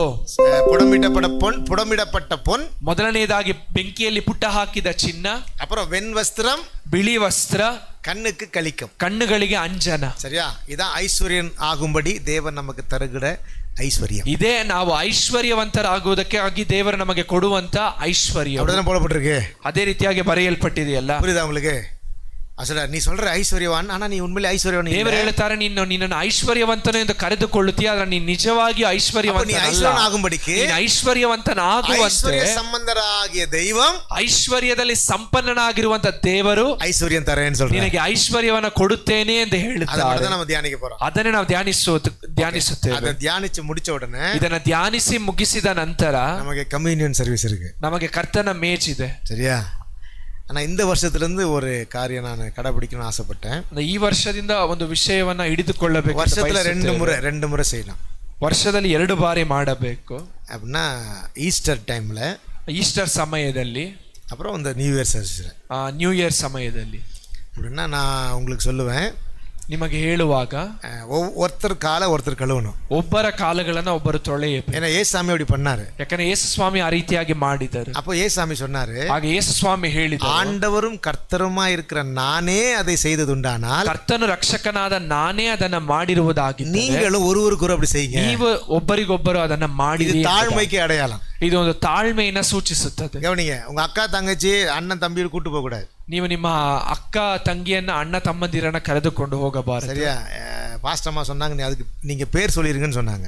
அந்த ಹೆಸರು ಹೇಳಿ ಎಂದು ಪಾಸ್ಟರ್ ಆಂಟಿ ಹೇಳಿದ್ರು. நான் நினைச்சேன், இல்லை நம்ம மக்கள் அவ்வளோ புத்தியினர் அல்ல, ரொம்ப டீசெண்டாக சொல்கிறல்ல, நல்ல ஆட்கள் தான் நம்ம ஆட்கள், அதனால் அவங்களுக்கு புரிஞ்சுப்பாங்கன்னு சொன்னேன். அதனால் சொந்த ரத்த சம்பந்தமானவர்களை கூட்டு போகக்கூடாது. அந்த ನಿಮ್ಮ ಸ್ವಂತ ರಕ್ತ ಸಂಬಂಧಿಗಳನ್ನು ನೀವು ಕರೆದುಕೊಂಡು ಹೋಗಬಾರದು. சரியா? மற்றவங்களை நீங்கள் கூட்டு போய் அவங்க காலில் தண்ணி ஊற்றி ரொம்ப நேரம் கழுவுன அவசியம் இல்லை, நான் சொல்லித்தரேன் உங்களுக்கு. சரியா? ஒரே ஒரு ஜக்கு மட்டும் தண்ணி எடுத்துகிட்டு நான் உங்களுக்கு தண்ணி கொடுப்போம். சப்ளை ஏமந்த் சாரி நம்ம ஜீவன் அவங்கள அரேஞ்ச் பண்ணோன்னு தண்ணி உங்களுக்கு கொண்டாந்து கொடுப்பாங்க. ஒரே ஒரு ಕೈಯಲ್ಲಿ ಒಂದು ಜಗ್ ನೀರನ್ನು ತೆಗೆದುಕೊಂಡು ಕೊಡುವಾಗ அதை நீங்கள் அவங்க காலில் ஊற்றிட்டு தொடச்சிட்டு ஒரு டவல் கொடுப்போம் உங்களுக்கு. டவல் தொடச்சிட்டு அதுக்கப்புறம் நீங்கள் உட்காருங்க. ஃபஸ்ட்டு ஒருத்தர் நீங்கள் உட்கார வச்சு சரி கால் கழுவுனீங்கன்னா பிறகு நீங்கள் உட்காருங்க. அவங்கவுங்க காலை கழுவுன பிறகு அவங்களுக்கு கை கொடுத்து நீங்கள் என்ன பண்ணலாம், பரிசுத்த முத்தத்தோடு வாழ்த்தலாம். அந்த ಒಬ್ಬರನ್ನ ನೀವು ಕುಳ್ಳಿರಿಸಿ ಅವರ ಕಾಲುಗಳನ್ನು ನೀವು ನೀರಿನಿಂದ ತೊಳೆದು ಅದನ್ನು ಒರೆಸಿದ ನಂತರ ನಿಮ್ಮ ಕಾಲುಗಳನ್ನು ಆ ವ್ಯಕ್ತಿ ತೊಳೆಯುತ್ತಾರೆ. ಅದಾದ ನಂತರ ನೀವು ಒಬ್ಬರನ್ನೊಬ್ಬರು ಪರಿಶುದ್ಧ ಮುತ್ತನಿಟ್ಟುಕೊಂಡು ವಂದಿಸಿರಿ. சரியா? சபையிலே ஐக்கியம் வரணும். ಸಭೆಯಲ್ಲಿ ಐಕ್ಯತೆ ಬರಬೇಕು. அல்லேலூயா, அல்லேலூயா. இது வருஷத்து எப்படின்னா ரட்சிக்கப்பட்டு ஞானஸ்தானம் எடுத்தவங்க தான் சபையில் அங்கம். ರಕ್ಷಣೆ ಹೊಂದಿ ದೀಕ್ಷಾಸ್ಥಾನ ಪಡೆದುಕೊಂಡವರೇ ಸಭೆಯಲ್ಲಿ ಅಂಗಗಳು. சரி, அப்போ ரட்சிக்கப்பட்டு ஞானஸ்தானம் எடுக்காதவங்க திருவிருந்து எடுக்க முடியாது. அந்த ರಕ್ಷಣೆ ಹೊಂದದೆ ದೀಕ್ಷಾಸ್ಥಾನವನ್ನು ಪಡೆದುಕೊಳ್ಳದೆ ಇರುವವರು ಕರ್ತನ ಮೇಜಿನಲ್ಲಿ ಭಾಗವಹಿಸುವುದಕ್ಕಾಗುವುದಿಲ್ಲ. அவங்க செய்ய வேண்டாம், ಅವರು ಮಾಡುವುದು ಬೇಡ.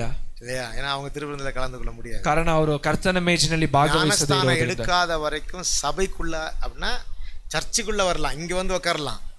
ದೀಕ್ಷಾಸ್ಥಾನ ತೆಗೆದುಕೊಳ್ಳದೆ ಇದ್ದರೂ ಕೂಡ ಸಭೆಗೆ ಬರಬಹುದು, நம்ம கூட ஐக்கியமா இருக்கலாம், ನಮ್ಮ ಸಂಗಡ ಐಕ್ಯವಾಗಿರಬಹುದು. ஆனா கடவுளுடைய தீர்மானத்தின்படி ஜீவ புஸ்தகத்துல பேர் எழுதி அவங்க சபைக்குள்ள ஆண்டவர் சேர்க்கல. இன்னும் ಅದ ಕರ್ತನ ತೀರ್ಮಾನದ ಪ್ರಕಾರವಾಗಿ ಜೀವಬಾಧ್ಯರ ಪಟ್ಟಿಯಲ್ಲಿ ಹೆಸರು ಬರೆದು ದೇವರು ಇನ್ನೂ ಅವರನ್ನ ಸೇರಿಸಿರುವುದಿಲ್ಲ. நீங்க ஞானஸ்தானம் எடுத்தா தான் வசனத்தின்படி ஜீவ புஸ்தகத்துல உங்க பேர் எழுத. ನೀವು ದೀಕ್ಷಾಸ್ಥಾನ ತೆಗೆದುಕೊಂಡರೆ ಮಾತ್ರವೇ ನಿಮ್ಮ ಹೆಸರು ಪರಲೋಕದಲ್ಲಿರುವ ಜೀವಬಾಧ್ಯರ ಪಟ್ಟಿಯಲ್ಲಿ ಬರೆಯಲ್ಪಡುತ್ತದೆ. இல்லைன்னா பேர் எழுதப்படாது. ಇಲ್ಲದಿದ್ದರೆ ಹೆಸರು ಬರೆಯಲ್ಪಡುವುದಿಲ್ಲ. ವಚನ சொல்றது அவர்கள் தங்களுக்கு கேடு உண்டாக ஞானஸ்தானத்தை தள்ளினார்கள். ಯಾಕಂದ್ರೆ ವಾಕ್ಯವು ಹೇಳುತ್ತದೆ ಅವರು ತಮಗೆ ಕೇಡನ್ನ ಉಂಟು ಮಾಡಿಕೊಳ್ಳುವಂತೆ ದೀಕ್ಷಾಸ್ಥಾನವನ್ನು ತಳ್ಳಿದರು ಎಂಬುದಾಗಿ. அப்போ ஞானஸ்தானம் எடுக்கிறது அவசியம். ದೀಕ್ಷಾಸ್ಥಾನ ತೆಗೆದುಕೊಳ್ಳುವಂತದ್ದು ಅವಶ್ಯ, ಅದು ಕಡ್ಡಾயம், ಅದು ಒಂದು ಕಡ್ಡಾಯ. அப்பதான் ஆண்டவர் நம்ம உள்ள சேர்க்கிறார். ಆಗಲೇ ದೇವರು ನಮ್ಮನ್ನ ಸಭೆಯೊಳಗೆ ಸೇರಿಸುತ್ತಾರೆ. அதனால ஞானஸ்தானம் எடுக்காதவங்க ಇದರಲ್ಲಿ ಪಂಗುಕೊಳ್ಳ முடியாது. அந்த ದೀಕ್ಷಾಸ್ಥಾನ ತೆಗೆದುಕೊಳ್ಳದೆ ಇರುವವರು ಇದರಲ್ಲಿ ಭಾಗವಹಿಸುವುದು ಬೇಡ.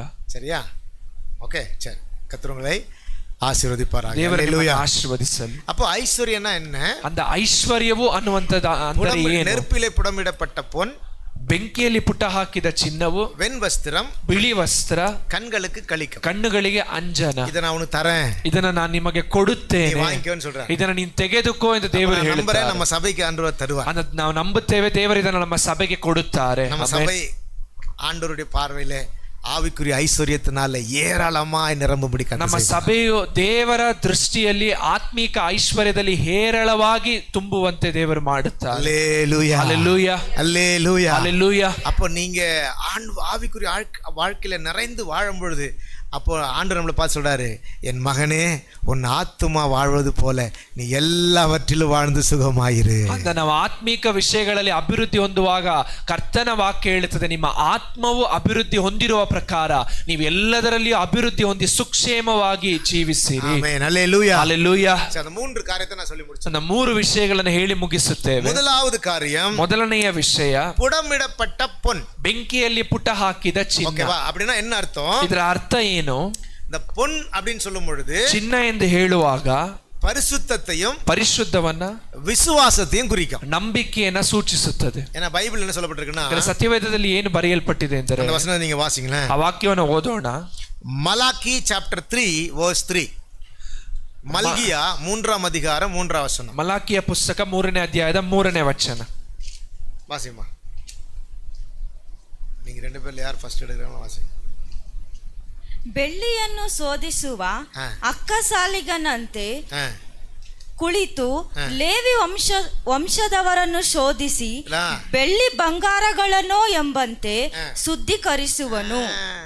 அல்லேலூயா, அல்லேலூயா. அவர் சொல்றாரு, ಲೇವಿಯர்களை நான் என்ன பண்ணுவேன், அந்த ದೇವರು ಹೇಳ್ತಾರೆ, ಒಂದು ಕರ್ತನ ಯಾಜಕರ ನಾನು ಏನು ಮಾಡುತ್ತೇನೆ, சுத்திகரித்து ಲೇವಿ ವಂಶದವರನ್ನು ನಾನು ಶುದ್ಧೀಕರಿಸಿ, வெள்ளியை அவர் உட்கார்ந்து ಆತನು ಕುಳಿತು வெள்ளியை புடமிட்டு சுத்திகரித்து கொண்டிருப்பார்.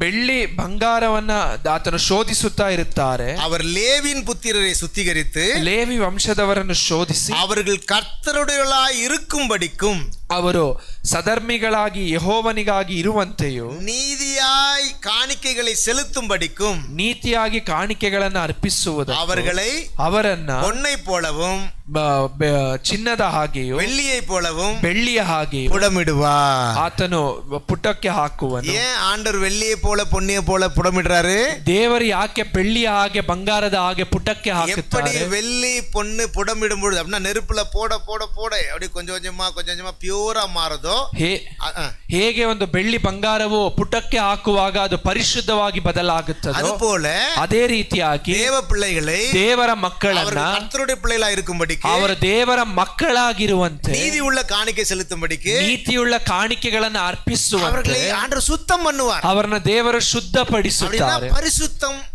தேவனுடைய பார்வையிலே சுத்த பொன்னா இருக்கிறது. ಅದರ ಅರ್ಥ ದೇವರ ದೃಷ್ಟಿಯಲ್ಲಿ ಪರಿಶುದ್ಧ ಬಂಗಾರವಾಗಿರುತ್ತದೆ. அப்ப ஆண்டவர் புடமிடப்பட்ட பொன்னை தரார்னா என்ன அர்த்தம்? ದೇವರು ಪುಟಕ್ಕೆ ಹಾಕಿದ ಚಿನ್ನವನ್ನ ಕೊಡುತ್ತಾರೆ ಅನ್ನುವುದರ ಅರ್ಥವೇನೆಂದರೆ, நமக்கு பரிசுத்தத்தை தருகிறார், ನಮಗೆ ಪರಿಶುದ್ಧವನ್ನ ಕೊಡುತ್ತಾರೆ ಎಂದರ್ಥ. அல்லேலூயா, அல்லேலூயா. பரிசுத்தம் தேவனுடைய பார்வையில ஒரு ஐஸ்வர்யம். அந்த பரிசுத்த தேவர ದೃಷ್ಟಿಯಲ್ಲಿ ಒಂದು ಐಶ್ವರ್ಯ. அல்லேலூயா, ஹalleluya, அல்லேலூயா, ஹalleluya. நாம பரிசுத்தமா வாழும்போது தான் தேவனுடைய பார்வையில நம்ம ஐஸ்வர்யவான்களா இருக்கிறோம். ನಾವು ಪರಿಶುದ್ಧರಾಗಿ ಜೀವಿಸುವಾಗಲೇ ದೇವರ ದೃಷ್ಟಿಯಲ್ಲಿ ನಾವು ಐಶ್ವರ್ಯ ಉಳ್ಳವರಾಗಿ ತೋರಿ ಬರುತ್ತೇವೆ. ಎರಡನೆಯದಾಗಿ ಅದು ವಿಶ್ವಾಸಕ್ಕೆ ಅಡೆಯಾಳமா, ಅದು ನಮ್ಮ ನಂಬಿಕೆಗೆ ಒಂದು ಗುರುತಾಗಿದೆ. இந்த விசுவாசமும் பரிசுத்தமும் எப்போது இணைஞ்சிருக்கும். ನಂಬಿಕೆಯು ಪರಿಶುದ್ಧವು ಯಾವಾಗಲೂ ಒಂದಕ್ಕೊಂದು ಅಂಟಿಕೊಂಡು. ಮಾಯಮற்ற ವಿಶ್ವಾಸದಲ್ಲಿ பிறக்கும் அன்பு. ಯಾಕಂದ್ರೆ ನಿಷ್ಕಪಟವಾದ ಒಂದು ನಂಬಿಕೆಯಿಂದ ಹುಟ್ಟುವ ಪ್ರೀತಿ. ವಿಶ್ವಾಸ எப்படி இருப்பான்? அந்த ನಂಬಿಗಸ್ತರು ಹೇಗಿರುತ್ತಾರೆ, அவர் எப்படி வாழ்ந்தாரோ அதே போல பரிசுத்தமா இருப்பான். ಅವರು ಹೇಗೆ ಜೀವಿಸಿದರೋ ಅದೇ ರೀತಿಯಾಗಿ ಪರಿಶುದ್ಧರಾಗಿರುತ್ತಾರೆ. அல்லேலூயா, அல்லேலூயா. இல்லையா? அப்போ ஒரு விசுவாசி அவரை போல நடந்து ಪರಿಶುದ್ಧமா வாழ்வான். அந்த ಒಂದು ನಂಬಿಗಸ್ತನು ದೇವರ ಹಾಗೆ ನಡೆದು ಪರಿಶುದ್ಧನಾಗಿ ಜೀವಿಸುತ್ತಾನೆ. ரோமர் தான் நினைக்கிறேன் இல்லையா? அவர் பரிசுத்தரா இருக்கு. ஓகே, யோவான் எழுதின நிருபம் வாசிங்க பார்க்கலாம். 1 யோவான் எழுதின நிருபம், ಯೋಹಾನನು ಬರೆದ ಪತ್ರಿಕೆ, ಮೊದಲನೆಯ ಪತ್ರಿಕೆ. அதான் நினைக்கிறேன். உங்களுக்கு புரியுறதுக்காக அந்த வசனத்தை கொடுத்தாரு. கரெக்ட். 2ஆம் அதிகாரத்துல 2ನೇ ಅಧ್ಯಾಯದ 6ஆம் வசனம். 6ನೇ ವಚನ. ಆತನಲ್ಲಿ ನೆಲೆಗೊಂಡವನಾಗಿದ್ದೇನೆಂದರೆ ಹೇಳುವವನು ಕ್ರಿಸ್ತನು ನಡೆದಂತೆಯೇ ತಾನು ನಡೆಯುವುದಕ್ಕೆ ಬದ್ಧನಾಗಿದ್ದಾನೆ. அல்லேலூயா. அவருக்குள் நிலைத்திருக்கிறேன் என்று சொல்லுகிறவன் அவர் நடந்தபடியே தானும் நடக்க வேண்டும். ಆತನಲ್ಲಿ ನೆಲೆಗೊಂಡವನಾಗಿದ್ದೇನೆಂದು ಹೇಳುವವನು ಕ್ರಿಸ್ತನ ನಡೆದಂತೆಯೇ ತಾನು ನಡೆಯುವುದಕ್ಕೆ ಬದ್ಧನಾಗಿದ್ದಾನೆ. ಅದರ ಅರ್ಥ ಏನು? ಪರಿಶುದ್ಧமா வாழணும், ಪರಿಶುದ್ಧವಾಗಿ ಜೀವಿಸಬೇಕು, உண்மையா வாழணும், ಯಥಾರ್ಥವಾಗಿ நீதியாய் வாழணும், ನೀತಿಯಾಗಿ ಜೀವಿಸಬೇಕು. சொல்றாரு, நீ ஐஸ்வரனாகும்படிக்கு என்கிட்ட இருந்து பொண்ணை வாங்கிக்கன்றார். ದೇವರು ಹೇಳ್ತಾರೆ, ನೀನು ಐಶ್ವರ್ಯವಂತನಾಗುವಂತೆ ನನ್ನಿಂದ ಪುಟಕ್ಕೆ ಹಾಕಿದ ಚಿನ್ನವನ್ನು ನೀನು ತೆಗೆದುಕೋ ಅಂತ. வாழ்க்கையில் ஐஸ்வர்யம் என்பது நமக்கு காணப்படுகிற பரிசுத்தம். அந்த ಆತ್ಮಿಕ ಜೀವಿತದಲ್ಲಿ ಐಶ್ವರ್ಯ ಅನ್ನುವಂಥದ್ದು ನಮ್ಮಲ್ಲಿ ಕಂಡು ಬರುವಂತ ಪರಿಶುದ್ಧತೆ. ಓಕೆ, ಪರಿಶುದ್ಧನಾ பொய் சொல்லக்கூடாது. ಪರಿಶುದ್ಧತೆ ಎಂದು ಹೇಳುವಾಗ ಸುಳ್ಳು ಹೇಳಬಾರದು, ಉண்மையா வாழணும், ಯಥಾರ್ಥವಾಗಿ ಜೀವಿಸಬೇಕು. ಇದು நம்மளால முடியாது, ಇದು ನಮ್ಮಿಂದ ಸಾಧ್ಯವಿಲ್ಲ. ಆಂಡವರು சொல்றார், ಆದ್ರೆ ದೇವರು ಹೇಳ್ತಾರೆ, ನಾನು ನಿನಗೆ ಕೊಡುತ್ತೇನೆ ಅಂತ. அல்லேலூயா, ஹல்லேலூயா. அசல் லேவியர்களே அவர் சொல்றல, நான் உன்னை கர்த்தருடைய பிள்ளையாய் மாறும்படி உன்னை நான் சரி பண்ணுவேன்னு சொல்றேன். ಅವರು ಹೇಳ್ತಾರೆ, ಲೇವಿಯರನ್ನ ದೇವರ ಮಕ್ಕಳಾಗಿ ಅವರು ಬದಲಾಗುವಂತೆ ನಾನು ನಿನ್ನನ್ನು ಸರಿಪಡಿಸುತ್ತೇನೆ. ஆண்டவர் இந்த வருஷத்துல நம்மளை சரி பண்ணுவார். ದೇವರು ಈ ವರ್ಷದಲ್ಲಿ ನಮ್ಮನ್ನ ಸರಿಪಡಿಸುತ್ತಾರೆ. ஆண்டவர் ஏராளமாய் தருவார். ದೇವರು ಹೇರಳವಾಗಿ ಕೊಡುತ್ತಾರೆ. ಪರಿಶುದ್ಧ வாழ்க்கையை தருவார். ಪರಿಶುದ್ಧ ಜೀವಿತವನ್ನು ಕೊಡುತ್ತಾರೆ, ನಮ್ಮನ್ನ ಸರಿಪಡಿಸುತ್ತಾರೆ. ಅದೇ ವಾಗ್ದಾನವು. சரியா? அந்த சரி பண்ணக்கூடிய சூழ்நிலையில யார் தங்களை ஒப்பு கொடுக்கிறாங்களோ அவங்களை பூரணமான ஐஸ்வர்யவான்களை மாற்றுவார். ಅದು ಸರಿಪಡಿಸುವಂತ ಸನ್ನಿವೇಶದಲ್ಲಿ ಯಾರು ತಮ್ಮನ್ನ ದೇವರಿಗೆ ಸಂಪೂರ್ಣವಾಗಿ ಒಪ್ಪಿಸಿಕೊಡುತ್ತಾರೋ ಅವರನ್ನ ದೇವರು ಪೂರ್ಣ ಪರಿಶುದ್ಧರಾಗಿ ಮಾರ್ಪಡಿಸುತ್ತಾರೆ. ஹல்லேலூயா, ஹல்லேலூயா. எத்தனை பேர் சந்தோஷம்? ಎಷ್ಟು ನನಗೆ ಸಂತೋಷ. ಆಮೆನ್. ಪರಿಶುದ್ಧமாய் வாழ்கிறேன் அப்படி சொல்லும்போது நமக்கு சந்தோஷம். ನಾವು ಪರಿಶುದ್ಧರಾಗಿ ಜೀವಿಸುತ್ತೇವೆ ಎಂದು ಹೇಳುವಾಗ ಅದೊಂದು ಸಂತೋಷ. அந்த ஐஸ்வரியத்தை கர்த்தர் நமக்கு ಆ ಐಶ್ವರ್ಯವನ್ನು ದೇವರು ಅನುಗ್ರಹಿಸುತ್ತಾರೆ. ಎರಡನೆಯದಾಗಿ ವಿಶ್ವಾಸದ குறிக்கும், ಅದು ನಂಬಿಕೆಯನ್ನು ಸೂಚಿಸುತ್ತದೆ. அந்த ವಚನ ವಾಸಿಸೋಣ. ಆ ವಾಕ್ಯವನ್ನು ಓದೋಣ. 1 ಪೇದರು ಮೊದಲನೇ ಅಧ್ಯಾಯ 7ನೇ ವಚನ. ಪೇತ್ರನ ಬರೆದ ಮೊದಲನೇ ಪತ್ರಿಕೆ 1ನೇ ಅಧ್ಯಾಯದ 7ನೇ ವಚನ. ಬಂಗಾರವು ನಾಶವಾಗುವಂತದ್ದಾಗಿದ್ದರೂ ಅದನ್ನು ಬೆಂಕಿಯಲ್ಲಿ ಪುಟ ಹಾಕಿ ಶೋಧಿಸುವುದುಂಟಷ್ಟೇ. ಬಂಗಾರಕ್ಕಿಂತ ಅಮೂಲ್ಯವಾಗಿರುವ ನಿಮ್ಮ ನಂಬಿಕೆಯು ಈ ಕಷ್ಟಗಳಿಂದ ಶೋಧಿತವಾಗಿ ಯೇಸು ಕ್ರಿಸ್ತನು ಪ್ರತ್ಯಕ್ಷನಾಗುವಾಗ ನಿಮಗೆ ಕೀರ್ತಿ, ಪ್ರಭಾವ, ಮಾನಗಳನ್ನು ಉಂಟು ಮಾಡುವುದು. அல்லேலூயா, அல்லேலூயா. அப்போ விலையேறப்பட்ட பொன் எது தெரியுமா? அந்த ಅಮೂಲ್ಯವಾದ ಬಂಗಾರ ಯಾವುದೆಂದರೆ ಕರ್ತರ್ ನಮಗೆ ತಂದ ವಿಶ್ವಾಸ. ದೇವರು ನಮಗೆ ಕೊಟ್ಟಿರುವಂತ ನಂಬಿಕೆ. ವಿಶ್ವಾಸ ಮುಖ್ಯ. ನಮಗೆ ನಂಬಿಕೆ ಮುಖ್ಯ. பொறுமை அப்படின்னா நம்பிக்கை, விசுவாசம், அன்பு நிலைத்திருக்கிறது. அந்த ನಂಬಿಕೆ, ಪ್ರೀತಿ, ನಿರೀಕ್ಷೆ ನೆಲೆಗೊಂಡಿರುವಂತದ್ದು. ஏன்னா விசுவாசம் தான் நாம ஜெயிக்கிற ஜெயம். இந்த ನಂಬಿಕೆಯೇ ನಾವು ಜಯಿಸುವಂತ ಜಯವು. உங்கள் விசுவாசமே உலகத்தை ஜெயிக்கிற ஜெயம். ವಾಕ್ಯ ಹೇಳುತ್ತದೆ, ನಿಮ್ಮ ನಂಬಿಕೆಯೇ ಲೋಕವನ್ನ ಜಯಿಸಿರುವಂತ ಜಯವು. விசுவாசிக்கிறவன் பதறான், அந்த ನಂಬಿಗಸ್ತನು ಕದಲುವುದಿಲ್ಲ. ವಿಶ್ವಾಸಿக்கிறವனை ಆಂಡ್ರು ಉಯರ್ந்த ಅಡಕಳದಲ್ಲಿ வைப்பார். ಅವನು ನಂಬಿಗಸ್ತನಾದ ಒಂದು ನಂಬಿಕೆಯುಳ್ಳ ಮನುಷ್ಯನನ್ನ ದೇವರು ಎತ್ತರವಾದ ಸ್ಥಳದಲ್ಲಿ ನಿಲ್ಲಿಸುತ್ತಾರೆ. ವಿಶ್ವಾಸಿக்கிறவன் என்றென்றைக்கும் ಅಸೈக்கப்படுವುದಿಲ್ಲ. ನಂಬಿಕೆ ಉಳ್ಳವನು ಅಥವಾ ದೇವರ ಮೇಲೆ ಭರವಸೆ ಇಡುವವನು ಎಂದೆಂದಿಗೂ ಕದಲುವುದೇ ಇಲ್ಲ. ವಿಶ್ವಾಸಿக்கிறவன் ஜெயிப்பான். ಅನ್ನ ನಂಬುವವರು ಜಯಿಸುತ್ತಾರೆ. அல்லேலூயா, அல்லேலூயா. இப்போ இந்த விசுவாசம் நமக்கு வேணும். ಈ ನಂಬಿಕೆ ನಮಗೆ ಬೇಕು. ವಚನ சொல்லுது, விசுவாசம் இல்லாமல் ஆண்டவருக்கு பிரியமா வாழவே முடியாது. ಯಾಕಂದ್ರೆ ವಚನ ಹೇಳುತ್ತದೆ, ನಂಬಿಕೆ ಇಲ್ಲದೆ ದೇವರನ್ನ ಮೆಚ್ಚಿಸುವುದು ಅಸಾಧ್ಯವಾದ ಕಾರ್ಯ. ನಮಗೆ ವಿಶ್ವಾಸ ஏராளமாய் ஆண்டவர் தரணும். ನಮಗೆ ನಂಬಿಕೆನ ದೇವರು ಹೇರಳವಾಗಿ ಕೊಡಬೇಕು. ஆகையால தான் அப்போஸ்தலர்கள் கடவுள்கிட்ட ஜெபம் பண்றாங்க, ஆண்டவரே விசுவாசத்துல எங்களை உயர்த்துன்னு சொல்றாங்க. அந்த ಅಪೊಸ್ತಲರು ದೇವರ ಬಳಿಯಲ್ಲಿ ಪ್ರಾರ್ಥಿಸುತ್ತಾರೆ, ದೇವರೇ ನಂಬಿಕೆಯಲ್ಲಿ ನಮ್ಮನ್ನು ಹೆಚ್ಚಳಪಡಿಸಿ ಎಂಬುದಾಗಿ. ವಿಶ್ವಾಸத்திலே எங்களை வளர்த்து எடுங்க ஆண்டவர் சொல்றாங்க. ನಂಬಿಕೆಯಲ್ಲಿ ನಮ್ಮನ್ನು ಅಭಿವೃದ್ಧಿಪಡಿಸಿ ದೇವರೇ ಎಂದು ಕೇಳಿಕೊಳ್ಳುತ್ತಾರೆ. தீமோಥೆಯ குறித்து சொல்லும் பொழுது ತಿಮೋಥೆಯು ವಿಶ್ವಾಸದಲ್ಲಿ ವಲ್ಲವನಾಗಿರುತ್ತಾನೆ. ಅಂದ ತಿಮೋಥೆಯನ ಕುರಿತಾಗಿ ಹೇಳುವಾಗ ತಿಮೋಥೆಯನು ನಂಬಿಕೆಯಲ್ಲಿ ಒಂದು ಬಲವುಳ್ಳವನಾಗಿದ್ದನು ಎಂಬುದಾಗಿ. ஹல்லேலூயா. அவங்க குடும்பத்திலே அது ஒரு சொல்ற, உன்னுடைய தாய் விசுவாசியா இருந்தா, உன்னுடைய பாட்டி விசுவாசியா இருந்தா, அந்த வைராக்கியத்தை உனக்குள்ள பாக்குறேன்னு சொன்னார். அந்த ಪೌಲನು ಹೇಳುತ್ತಾರೆ, ನಿನ್ನ ಅಜ್ಜಿಯಲ್ಲಿ ನಿನ್ನ ತಾಯಿಯಲ್ಲಿ ಇದ್ದಂತ ಅದೇ ನಂಬಿಕೆಯನ್ನು ನಾನು ನಿನ್ನಲ್ಲಿ ಕಾಣುತ್ತೇನೆ ಎಂಬುದಾಗಿ. ஹல்லேலூயா, ஹல்லேலூயா. விசுவாசம் நமக்குள்ளே பெருகணும். ನಂಬಿಕೆ ನಮ್ಮಲ್ಲಿ ಹೆಚ್ಚಬೇಕು. சரியா? ஆனா இந்த வருஷத்துல கர்த்தர் நமக்கு தந்த வாக்குத்தத்தம், ಆದ್ರೆ ಈ ವರ್ಷದಲ್ಲಿ ದೇವರು ನಮಗೆ ಕೊಟ್ಟಂತ ವಾಗ್ದಾನ விசுவாசத்தை ஏராளமாய் நமக்கு தருவார். ನಂಬಿಕೆಯನ್ನು ದೇವರು ಹೇರಳವಾಗಿ ನಮಗೆ ಅನುಗ್ರಹಿಸುತ್ತಾರೆ. விசுவாசத்துல பிறந்தோம், ನಂಬಿಕೆಯಲ್ಲಿ ಹುಟ್ಟಿದ್ದೇವೆ, விசுவாசத்துல வளரணும், ನಂಬಿಕೆಯಲ್ಲಿ ಬೆಳೆಯಬೇಕು, விசுவாசத்துல ஜெயிக்கணும், ನಂಬಿಕೆಯಲ್ಲಿ ಜಯಿಸಬೇಕು, விசுவாசத்தை காத்துக்கொள்ளணும். ನಂಬಿಕೆಯನ್ನ ಕಾದುಕೊಳ್ಳಬೇಕು. இது ரொம்ப அவசியம். ಇದು ಬಹಳ ಅವಶ್ಯ. அல்லேலூயா. ஹல்லேலூயா. ஆகையானதான் விசுவாசிக்கிறவன் தான் தேவனுடைய பிள்ளை. ಅನ್ನ ನಂಬುವವರೇ ದೇವರ ಮಕ್ಕಳು. அதனால சொல்றாரு, விசுவாசத்தை துவக்கிறவரும் முடிக்கிறவரும் இயேசு கிறிஸ்து. ಅಂದ ನಂಬಿಕೆಯನ್ನು ಹುಟ್ಟಿಸುವಾತನು ಅದನ್ನು ಪೂರೈಸುವಾತನು ಯೇಸು ಕ್ರಿಸ್ತನು ಎಂಬುದಾಗಿ ವಾಕ್ಯ ಹೇಳುತ್ತದೆ. அல்லேலூயா. ஹல்லேலூயா. சரியா? ஓகே. ஆகையாலே ஆண்டவர் வாக்குத்தத்தம் இந்த வருஷத்துல விசுவாசத்திலே பரிபூர்ண உள்ளவர்களாய் மாற்றும். அந்த ದೇವರ ವಾಗ್ದಾನವು ಈ ವರ್ಷ ನಂಬಿಕೆಯಲ್ಲಿ ದೇವರ ನಮ್ಮನ್ನ ಪರಿಪೂರ್ಣರನ್ನಾಗಿ ಮಾರ್ಪಡಿಸುವಂತ ಒಂದು ವರ್ಷ. ವಿಶ್ವಾಸದ ಕುರಿತು நிறைய பேசணும் ஆசை. ನಂಬಿಕೆಯ ಕುರಿತಾಗಿ ಬಹಳವಾಗಿ ಮಾತನಾಡಬೇಕೆಂದು ಬಯಸಿದೆವು. வாசிங்களேன். யோவான் 3ஆம் அதிகாரம் 36ஆம் வசனம். ಯೋಹಾನನ 3:36. ಯೋಹಾನನ ಸುವಾರ್ತೆ ಪುಸ್ತಕ 3ನೇ ಅಧ್ಯಾಯದ 36ನೇ ವಚನ. ಆತನ ಮಗನನ್ನು ನಂಬುವವನಿಗೆ ನಿತ್ಯ ಜೀವ ಉಂಟು. ಮಗನಿಗೆ ಒಳಗಾದವನು ಜೀವವನ್ನು ಕಾಣುವುದೇ ಇಲ್ಲ.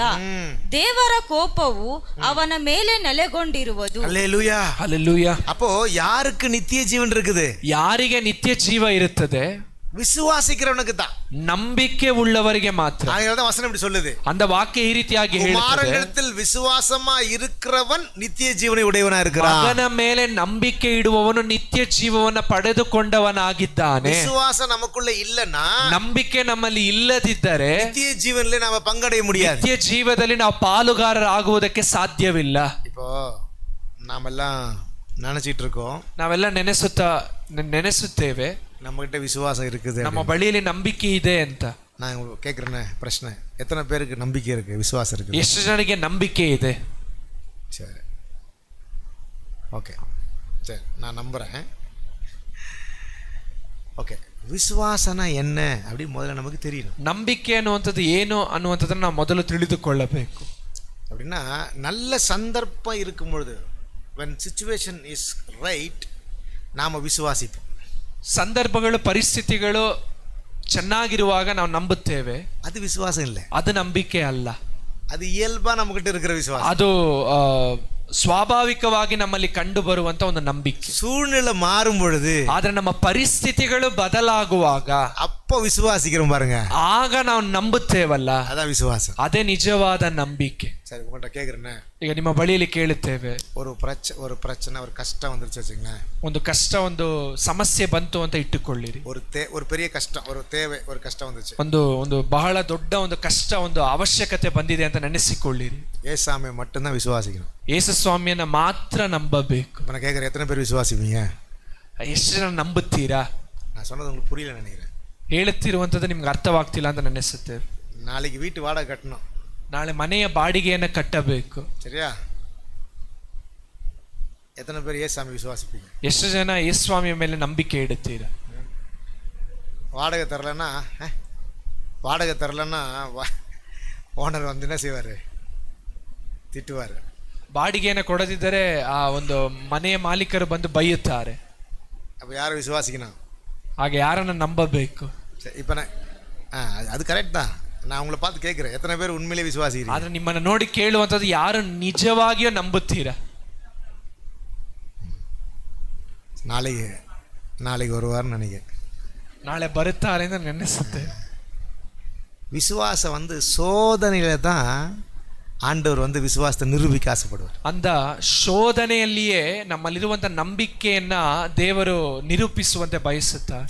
அதான் சூழ்நிலை சாதகமா இருக்கும் பொழுது எல்லாரும் விசுவாசிப்பாங்க. ನಮ್ಮ ಪರಿಸ್ಥಿತಿಗಳು ನಮಗೆ ಸಾಧಕವಾಗಿರುವಾಗ ಎಲ್ಲರೂ ದೇವರ ಮೇಲೆ ನಂಬಿಕೆ கடவுளே இல்லன்னு சொல்றவங்க விசுவாசிப்பாங்க. ದೇವರೇ ಇಲ್ಲ ಎಂದು ಹೇಳುವವರು ಕೂಡ ನಂಬಿಕೆಯನ್ನು ಅವನ ಸಿಚುವೇಶನ್ நல்லா இருக்குல்ல, ಕಾರಣ ಅವನಿಗಿರುವಂತ ಸನ್ನಿವೇಶಗಳು ಪರಿಸ್ಥಿತಿಗಳು ಚೆನ್ನಾಗಿದೆ. when situation is very tight, ಆದ್ರೆ ನಮಗಿರುವಂತ ಪರಿಸ್ಥಿತಿಗಳು ಬಹಳ ಇಕ್ಕಟ್ಟಾದ ಪರಿಸ್ಥಿತಿಗಳಾಗಿರುವಾಗ போய் முட்டி போட்டு ஆண்டவரே மட்டும் நம்புறேன்னு சொல்றவங்க பாருங்க, ಆಗ ಹೋಗಿ ಮೊಣಕಾಲು ಹಾಕಿ ದೇವರೇ ನಿಮ್ಮನ್ನ ಮಾತ್ರ ನಂಬುತ್ತೇನೆ ಎಂದು ಹೇಳುತ್ತೇವಲ್ಲ.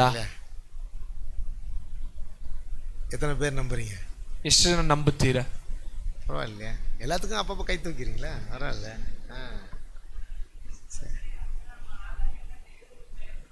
அல்லேலூயா. ಎಲ್ಲ ಚಪ್ಪಾಳೆ ತಟ್ಟಿ ದೇವರಿಗೆ ಸ್ತೋತ್ರ ಮಾಡೋ. அப்போ நான் என்ன எதிர்பார்க்கணும், இனிமேல் நீங்கள் கடனே வாங்கக்கூடாது. ಇನ್ನು ಮುಂದೆ ನೀವು ಸಾಲವನ್ನೇ ತೆಗೆದುಕೊಳ್ಳಬಾರದು. வாங்குறதே இல்லைப்பா. சரியா? கர்த்தர் என்னை நடத்துவார். ಕರ್ತನು ನನ್ನನ್ನ ನಡೆಸುವನು. அதை தான் அவர் எதிர்பார்க்கிறார். ಅದನ್ನೇ ಅವರು ಎದುರು ನೋಡುತ್ತಾರೆ. கர்த்தர் அதை எதிர்பார்க்கிறார். ದೇವರು ಅದನ್ನೇ ಎದುರು ನೋಡುತ್ತಾರೆ.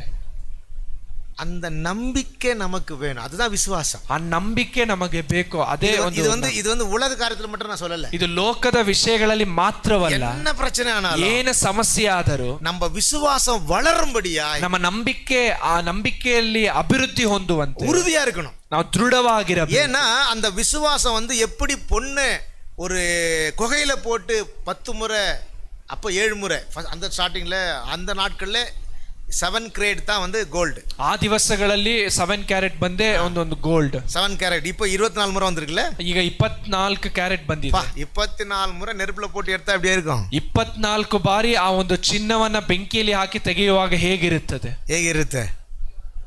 ಚೆನ್ನಾಗಿ. அது கோல்டு இல்லை, நம்ம கோல்டு போட்டால் கண்டிப்பாக பியூர் ஆகும். நம்மளை போட்டால் தான் பிரச்சனை.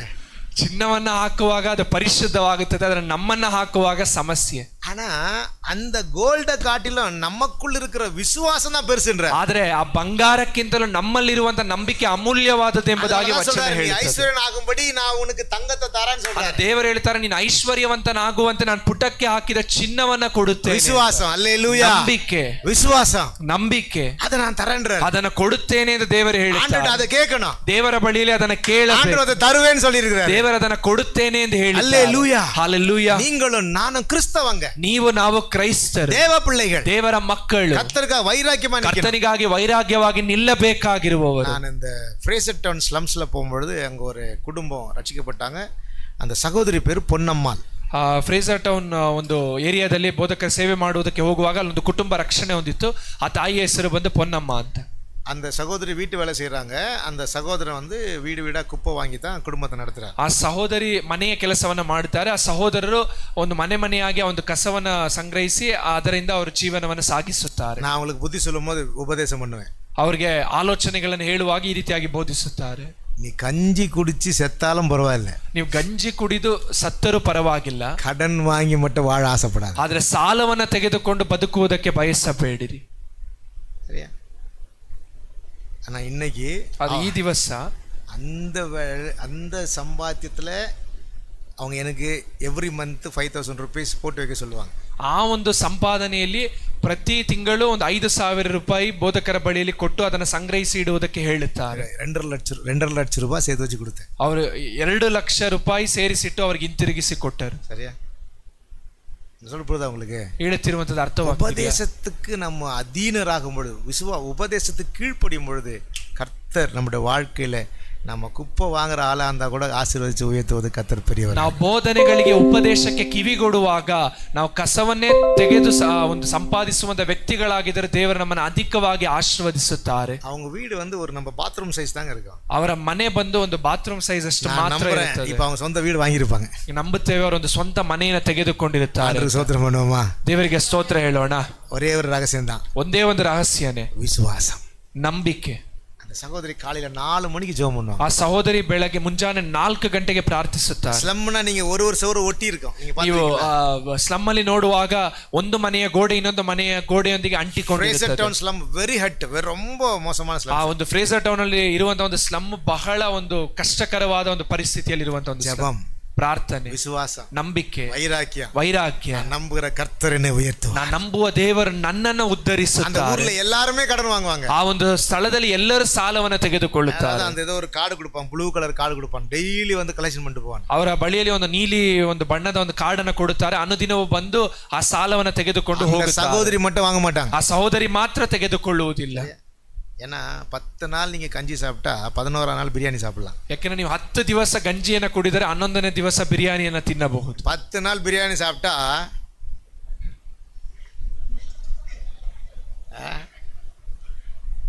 சரியா?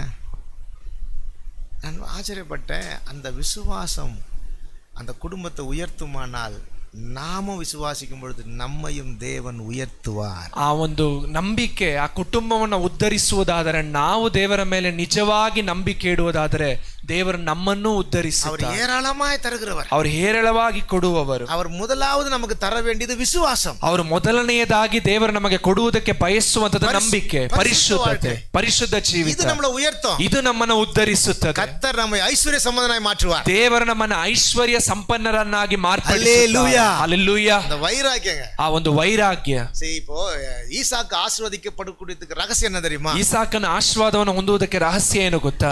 அப்போ வந்து ஒரு பரகாலம், அது வறுமை, சரி, ಅವನು பஞ்சகாலம். ಆ ಒಂದು ಸಮಯದಲ್ಲಿ ಆ ಒಂದು ದೇಶದಲ್ಲಿ ಒಂದು ಕ್ಷಾಮ, ಬರಗಾಲ, பஞ்சகாலம், ಬರಗಾಲ. ஊர்ல சாப்பாடே இல்ல, ಊರಲ್ಲಿ ಆಹಾರವೇ ಇಲ್ಲ, விளைச்சலே இல்ல, ಬೆಳೆಯೇ ಇಲ್ಲ. அப்போ ஈசாக்கு யோசிக்கிறாரு. ಈಸಾಕನು ಯೋಚಿಸುತ್ತಾರೆ, ஆபிரகாம் காலத்துல அது போல வந்துச்சு. ತನ್ನ ತಂದೆಯಾದ ಅಬ್ರಹಾಮನ ದಿವಸದಲ್ಲಿ ಒಂದು ಬರಗಾಲ ಬರುವಾಗ, அப்போ நாம எப்படி நம்ம தந்து எகிப்துக்கு போனாரோ அதே போல நாம எகிப்துல போய் சாப்பிடலாம் நினைச்சாரு. ಹೇಗೆ ನಮ್ಮ ತಂದೆ ಐಗುಪ್ತಕ್ಕೆ ಇಳಿದು ಹೋದ್ರು, ನಾನು ಅದೇ ರೀತಿಯಾಗಿ ಐಗುಪ್ತಕ್ಕೆ ಹೋಗೋಣ ಎಂದು ಯೋಚಿಸಿದರು. அங்க ஆகாரம் இருக்கும், ಅಲ್ಲಿ ಆಹಾರ ಇರುತ್ತದೆ. ஏன்னா கானான் தேசத்து ஃபுல்லா பரகாலம், ಕಾರಣ ಕಾನಾನ್ ದೇಶದಲ್ಲಿ ಬರಗಾಲ. அப்போ ஆண்டவர் சொல்றாரு, ಆಗ ದೇವರು ಹೇಳುತ್ತಾರೆ, நீ ನಂಬು, நீ விசுவாசி, ನೀನ್ ದೇವರ ಮೇಲೆ ಭರವಸೆ ಇಡು, நீ இங்கே இருன்னு சொல்றாரு. ಇಲ್ಲಿಯೇ ಇರು ಎಂದು ದೇವರು ಹೇಳುತ್ತಾರೆ. சரி, இப்ப நம்மள சொன்னா நம்ம என்ன சொல்லுவோம்? ಈಗ ನಮಗೆ ಹೇಳಿದ್ರೆ ನಾವೇನು ಹೇಳುತ್ತೇವೆ? இது ஏசாமி சத்தமே இல்ல, ಇದು ಯೇಸುಸ್ವಾಮಿಯ ಶಬ್ದವೇ ಅಲ್ಲ. கரெக்டா? உடனே அப்பால போ, இது யார் சத்தம் இல்ல, நான் இங்க சாவுறேன், ஏசாமி என்ன பண்ண மாட்டாரு, நீ இங்கே இருன்னு சொல்ல மாட்டாரு. ನಾನಿಲ್ಲಿ ಸಾಯುತ್ತಿದ್ದೇನೆ, ಯೇಸುಸ್ವಾಮಿ ನನಗೆ ಇಲ್ಲೇ ಇರು ಎಂದು ಹೇಳುವುದಿಲ್ಲ. எத்தனை பேருக்கு சொல்லுவாரு? சொல்ல ஏசாமி சொல்லுவார், ಯೇಸುಸ್ವಾಮಿ ಹೇಳುತ್ತಾರೆ. ஏன் சொல்லுவார் தெரியுமா? ಯಾಕೆ ಹೇಳುತ್ತಾರೆ ಗೊತ್ತಾ? அவர் அதிசயங்களை நமக்கு செய்வார். ಆತನ ಅತಿಶಯಗಳನ್ನು ನಮಗೆ ಕರங்களை ತಟ್ಟಿ ಕರ್ತನ ಸ್ತೋತ್ರ. ಕೈ ತಟ್ಟಿ ದೇವರಿಗೆ ಮಹಿಮೆಯನ್ನು ಪಡಿಸೋಣ.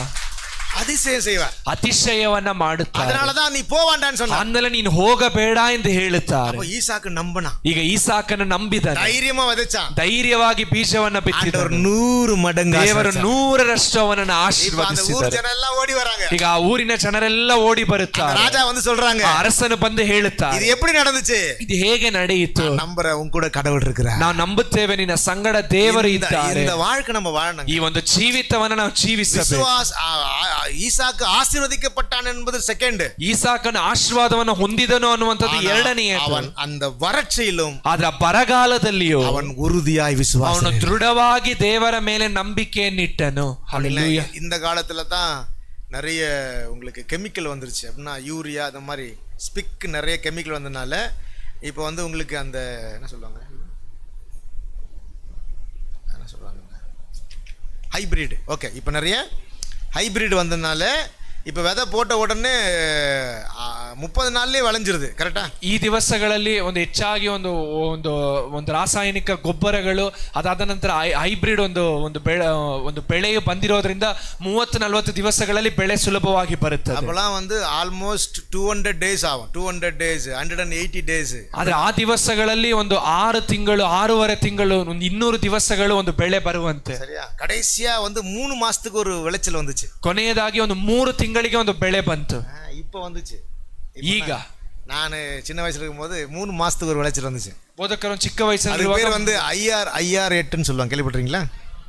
நான் விவசாயி, அதான் சொல்றேன். ಆ ಒಂದು 3 ತಿಂಗಳಿಗೆ ಒಂದು ಬೆಳೆ ಬರ್ತದೆ, ಅದಕ್ಕೆ IR8 ಎಂದು ಹೇಳುತ್ತಾರೆ. அதுக்கு முன்னாடி இருக்கலாம் வந்து 4 மாசம் 6 மாசம். ಅದರ ಹಿಂದೆ ಇದ್ದಿದ್ದೆಲ್ಲ 4 ತಿಂಗಳುಗಳು 5 ತಿಂಗಳುಗಳು ಒಂದು ಬೆಳೆ ಬರುವುದಕ್ಕಾಗಿ விளைச்சிட்டு காத்துக்கிட்டு இருக்கணும். ಆ ಒಂದು ಬೆಳೆಗಾಗಿ ಕಾದಿರಬೇಕು. IR8 வந்தವனே 3 மாசம் நிறைய பேர் பயிரிட்டாங்க. ಈ IR8 ಬಂದ ನಂತರ 3 ತಿಂಗಳಲ್ಲಿ ಅನೇಕ ಜನರು ಆ ಒಂದು ಬೆಳೆಯನ್ನ ಕೊಯ್ದುಕೊಂಡರು. சரி, அது இப்போ இருந்துச்சு. நான் சொல்றது ஈசாக்கின் காலத்துல அப்போ உங்களுக்கு 200 நாள் அப்படில வெயிட் பண்ணாங்க. ಆದ್ರೆ ಈಸಾಕನ ದಿವಸಗಳಲ್ಲಿ ಒಂದು 200 ದಿವಸಗಳಾದರೂ ಕಾಯಬೇಕು. வெயிட் பண்ணாங்க. ಅವರು ಕಾದನು, அவன் நம்பினான், ಅವನು ನಂಬಿದನು. நான் விசுவாசிக்கிற தெய்வம் அதிசயம் செய்வார். ನಂಬುವಂತ ದೇವರು ಅತಿಶಯವನ್ನ ಮಾಡುವ. ಮನಸ್ಸಿನಲ್ಲಿ ವೇದನೆ ಪಡಲ್ಲ, ಅವನ ಮನಸ್ಸಿನಲ್ಲಿ ದುಃಖ ಪಡಲಿಲ್ಲ, ವಿಶ್ವಾಸದ ವಳಕ செஞ்ச ಅವನ ನಂಬಿಕೆಯನ್ನು ದೇವರು ಹೆಚ್ಚಳಪಡಿಸಿದ. வறட்சியிலும் அவன் மனசு எகிப்துக்கு போக நினைச்சாலும் கர்த்தருடைய வார்த்தையை நம்பி, நான் யார் முன்னாடி கை நீட்ட மாட்டேன், நான் யார் முன்னாடியும் தலை வணங்க மாட்டேன். ஏன்? என்னை நான் நம்புகிற தெய்வம் கண்டிப்பா இந்த வறட்சியான ಕಾಲದಲ್ಲಿ என்னை ಆಶೀರ್ವದಿக்க ವಲ್ಲவர் அப்படி நம்ம. ಆ ಒಂದು ಬರಗಾಲದ ಸಮಯದಲ್ಲಿ ಐಗುಪ್ತಕ್ಕೆ ಹೋಗುವುದಕ್ಕೆ ಮನಸ್ಸು ಮಾಡುವಾಗ ಬಂದಂತ ದೇವರ ವಾಕ್ಯಗಳನ್ನು ಕೇಳಿ ಆ ಬರಗಾಲದಲ್ಲಿಯೂ ದೇವರನ್ನು ನಡೆಸುವುದಕ್ಕೆ ಶಕ್ತನು, ನಾನು ಯಾರ ಬಳಿಯಲ್ಲೂ ನನ್ನ ಕೈ ಒಡ್ಡುವುದಿಲ್ಲ ಎಂದು ಹೇಳಿ ಅವನು ದೇವರ ಮೇಲೆ ನಂಬಿಕೆ ಇಟ್ಟನು. ಅವನೇ ಆಶೀರ್ವದಿಸ. ದೇವರು ಈಸಾಕನನ್ನು ಆಶೀರ್ವದಿಸಿದರು. ಜನರೆಲ್ಲ ಬಂದು ಹೇಳಿದರು, ನಂಬುறோம் கர்த்தர் உன்னோடு கூட இருக்கிறார், ನಂಬುತ್ತೇವೆ ದೇವರು ನಿನ್ನ ಸಂಗಡ ಇದ್ದಾನೆ. அல்லேலூயா, அல்லேலூயா, அல்லேலூயா, அல்லேலூயா. நம்முடைய விசுவாசம் தேவனுடைய நாமத்தை மகிமைப்படுத்தும். ನಮ್ಮ ನಂಬಿಕೆಯು ದೇವರ ನಾಮವನ್ನು ಮಹಿಮೆ ಪಡಿಸುತ್ತದೆ. ವೈರಾಗ್ಯமா ಇருந்து ವೈರಾಗ್ಯವಾಗಿ ನಿಂತು ನೋಡಿ, அந்த விசுவாசம் உயர்த்தும். ನಿಮ್ಮ ಜೀವಿತದಲ್ಲಿ ನಂಬಿಕೆಯು ನಿಮ್ಮನ್ನು ಉದ್ಧರಿಸುತ್ತದೆ. பெரிய அதிசயம் செய்வார். ಒಂದು ದೊಡ್ಡ ಅತಿಶಯವನ್ನು ದೇವರು ಮಾಡುತ್ತಾರೆ. அல்லேலூயா, ಹಲ್ಲೆಲೂಯಾ. கர்த்தர் அந்த 100 மடங்கு விளைச்சலை தந்ததுக்கு காரணம், ದೇವರು ಅವನು 100ರಷ್ಟು ಬೆಳೆಯನ್ನ ಕೊಟ್ಟದಕ್ಕೆ ಕಾರಣ ஈசாக்கிடத்திலே காணப்பட்ட விசுவாசம், ಈಸಾಕನ ಬಳಿಯಲ್ಲಿ ಕಂಡು ಬಂದಂತ ನಂಬಿಕೆ. அல்லேலூயா, ಹಲ್ಲೆಲೂಯಾ. ಅದ சொல்ற இந்த ವರ್ಷத்துல அந்த விசுவாசத்தை நமக்கு தருவார். ಅದ ಈ ವರ್ಷದಲ್ಲಿ ದೇವರು ಆ ನಂಬಿಕೆಯನ್ನು ನಮಗೆ ಅನುಗ್ರಹಿಸುತ್ತಾರೆ. அல்லேலூயா, ಹಲ್ಲೆಲೂಯಾ, அல்லேலூயா, ಹಲ್ಲೆಲೂಯಾ. ஆகையால தான் சொல்றாரு விசுவாசம் தான் நித்திய ஜீவன். ನಂಬಿಕೆಯೇ ನಿತ್ಯ ಜೀವ. அடுத்து சொல்லப்பட்டிருக்கு பாருங்களேன், யோவான் 5ஆம் அதிகாரம் 38ஆம் வசனம். John chapter 5 verse 38. ಯೋಹಾನನ ಸುವಾರ್ತೆ ಪುಸ್ತಕ 5ನೇ ಅಧ್ಯಾಯದ 38ನೇ ವಚನ. ಆತನ ವಾಕ್ಯವು ನಿಮ್ಮಲ್ಲಿ ನೆಲೆಗೊಂಡದು ಇಲ್ಲ. ಆತನು ಕಳಿಸಿಕೊಟ್ಟವನ ಮಾತನ್ನು ನೀವು ನಂಬದೇ ಇದ್ದೀರಷ್ಟೇ. அப்படின்னா நீங்கள் விசுவாசிக்காதபடினால தான் அவருடைய வசனம் உங்களுக்குள்ளே தரித்திருக்கவில்லை. ನೀವು ನಂಬದೇ ಇರುವುದರಿಂದ ಆತನ ವಾಕ್ಯಗಳು ನಿಮ್ಮಲ್ಲಿ ನೆಲೆಗೊಂಡಿಲ್ಲ. ಕರೆಕ್ಟಾ? அப்போ நீங்க விசுவாசிச்சீங்கன்னா, ನೀವು ನಂಬಿದರೆ ஆண்டவருடைய வசனம் உங்களுக்குள்ளே நிலைச்சிருக்கு. ದೇವರ ವಾಕ್ಯವು ನಿಮ್ಮಲ್ಲಿ ನೆಲೆಗೊಳ್ಳುತ್ತದೆ, உங்களுக்குள்ளே நிறைவேறும், ನಿಮ್ಮಲ್ಲಿ ಅದು ನೆರವೇರುತ್ತದೆ. ಅದನ್ನ ಅವರು சொல்ல வரார். ಅದನ್ನೇ ಅವರು ಹೇಳುವುದಕ್ಕೆ ಬರುತ್ತಾರೆ. ஏன் வசனம் நம்ம வாழ்க்கையில நிறைவேறல? ಯಾಕೆ ವಾಕ್ಯವು ನಮ್ಮ ಜೀವಿತದಲ್ಲಿ ನೆರವೇರುತ್ತಿಲ್ಲ? வசனம் நம்ம வாழ்க்கையில நிறைவேறி நம்ம ஆசீர்வதிக்கப்படல? ಯಾಕೆ ನಮ್ಮ ಜೀವಿತದಲ್ಲಿ ವಾಕ್ಯಗಳು ನೆರವೇರಿ ನಾವು ಆಶೀರ್ವಾದವನ್ನ ಹೊಂದಿಕೊಳ್ಳುತ್ತಿಲ್ಲ? ನಮ್ಮ ವಿಶ್ವಾಸದಲ್ಲಿ ನೆಲೆಯಾ ಇಲ್ಲದனால, ನಾವು ನಂಬಿಕೆಯಲ್ಲಿ ನೆಲೆಗೊಳ್ಳದೆ ಇರುವುದರಿಂದ. ನಿನ್ನ ಪಾರುங்க, ನೀವು ನಂಬಿಕೆಯಲ್ಲಿ ನೆಲೆ ನಿಂತು ನೋಡಿರಿ. ஒரு பாஸ்டர் இப்படி சொன்னாரு, ಒಂದು ಬೋಧಕರು ಈ ರೀತಿಯಾಗಿ ಹೇಳಿದ್ರು. ಅವರಿಗೆ ಒಂದು தேவை இருந்துச்சு, ಅವ್ರಿಗೊಂದು ಅವಶ್ಯಕತೆ ಇತ್ತು. ನೈಟ್ ಎಲ್ಲ ಜೋಮ್ பண்ணாரு, ರಾತ್ರಿ ಎಲ್ಲ ಪ್ರಾರ್ಥಿಸಿದ್ರಂತೆ. அதிகாலை 4:30 ಮಣಿಗೆ ಕೊಂಡು ಬಂದು ಒರ್ತ ತಂದ. ಮುಂಜಾನೆ 4 ಗಂಟೆಗೆ ಒಬ್ಬರು ಅವರಿಗೆ ತಂದು ಕೊಟ್ರಂತೆ. 17,000 17,500 ರೂಪಾಯಿ. 17,500 ರೂಪಾಯಿ. ஒரு நைட் ஜெபம் பண்ணா 17,500 வரும்னா, ಒಂದು ರಾತ್ರಿ ಪ್ರಾರ್ಥಿಸುವಾಗ 17,500 ಬರುತ್ತದೆ ಅಂದ್ರೆ, ஒழுங்கா ಕಣ್ಣು ಮುಳಿಚಿ ಜெபம் பண்ணு தூங்காம, ಸರಿಯಾಗಿ ನಿದ್ರಿಸದೆ ಕಣ್ಣು ಮುಚ್ಚಿ ಪ್ರಾರ್ಥಿಸಿರಿ, இல்லையா? எல்லாம் வந்து சேரும், ಎಲ್ಲವೂ ಬಂದು ಸೇರುತ್ತದೆ. ஒருத்தரே ஆண்டு விட மாட்டார், ಒಬ್ಬರನ್ನು ದೇವರು ಬಿಡುವುದಿಲ್ಲ. ಅವ್ರು தேவைப்பட்டுச்சு, ಅವರಿಗೆ ಅಗತ್ಯತೆ ಇತ್ತು. அதுதாங்க தேவனா எங்க திரும்ப போனோம்? ಅವಶ್ಯಕತೆ ಅಂದ್ರೆ ನಾವು ಎಲ್ಲಿ ಹೋಗಬೇಕು ಗೊತ್ತಾ? போட்டு ஆண்டவரை பார்க்கணும், ನಾವು ಮೊಣಕಾಲು ಹಾಕಿ ದೇವರನ್ನು ನೋಡಬೇಕು. ಯಾಕೆ? அவர்கிட்ட ಐಶ್ವರ್ಯ இருக்குது, ಅವರ ಬಳಿಯಲ್ಲಿ ಐಶ್ವರ್ಯ ಇದೆ, ಘನ இருக்குது, ಘನವಿದೆ, ಶ್ರೇಷ್ಠವಾದ ಸಂಪತ್ತಿದೆ. ಅವರಾல தர முடியும், ಅವರಿಂದ ಕೊಡುವುದಕ್ಕೆ ಸಾಧ್ಯ. ನೀವು ನಂಬಬೇಕು. அல்லேலூயா, ಹಲ್ಲೆಲೂಯಾ.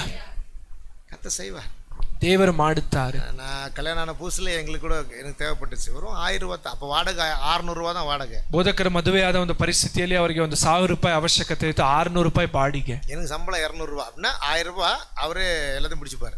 ಆ ಒಂದು 200 ரூபாய் தான் கொடுப்பாரு.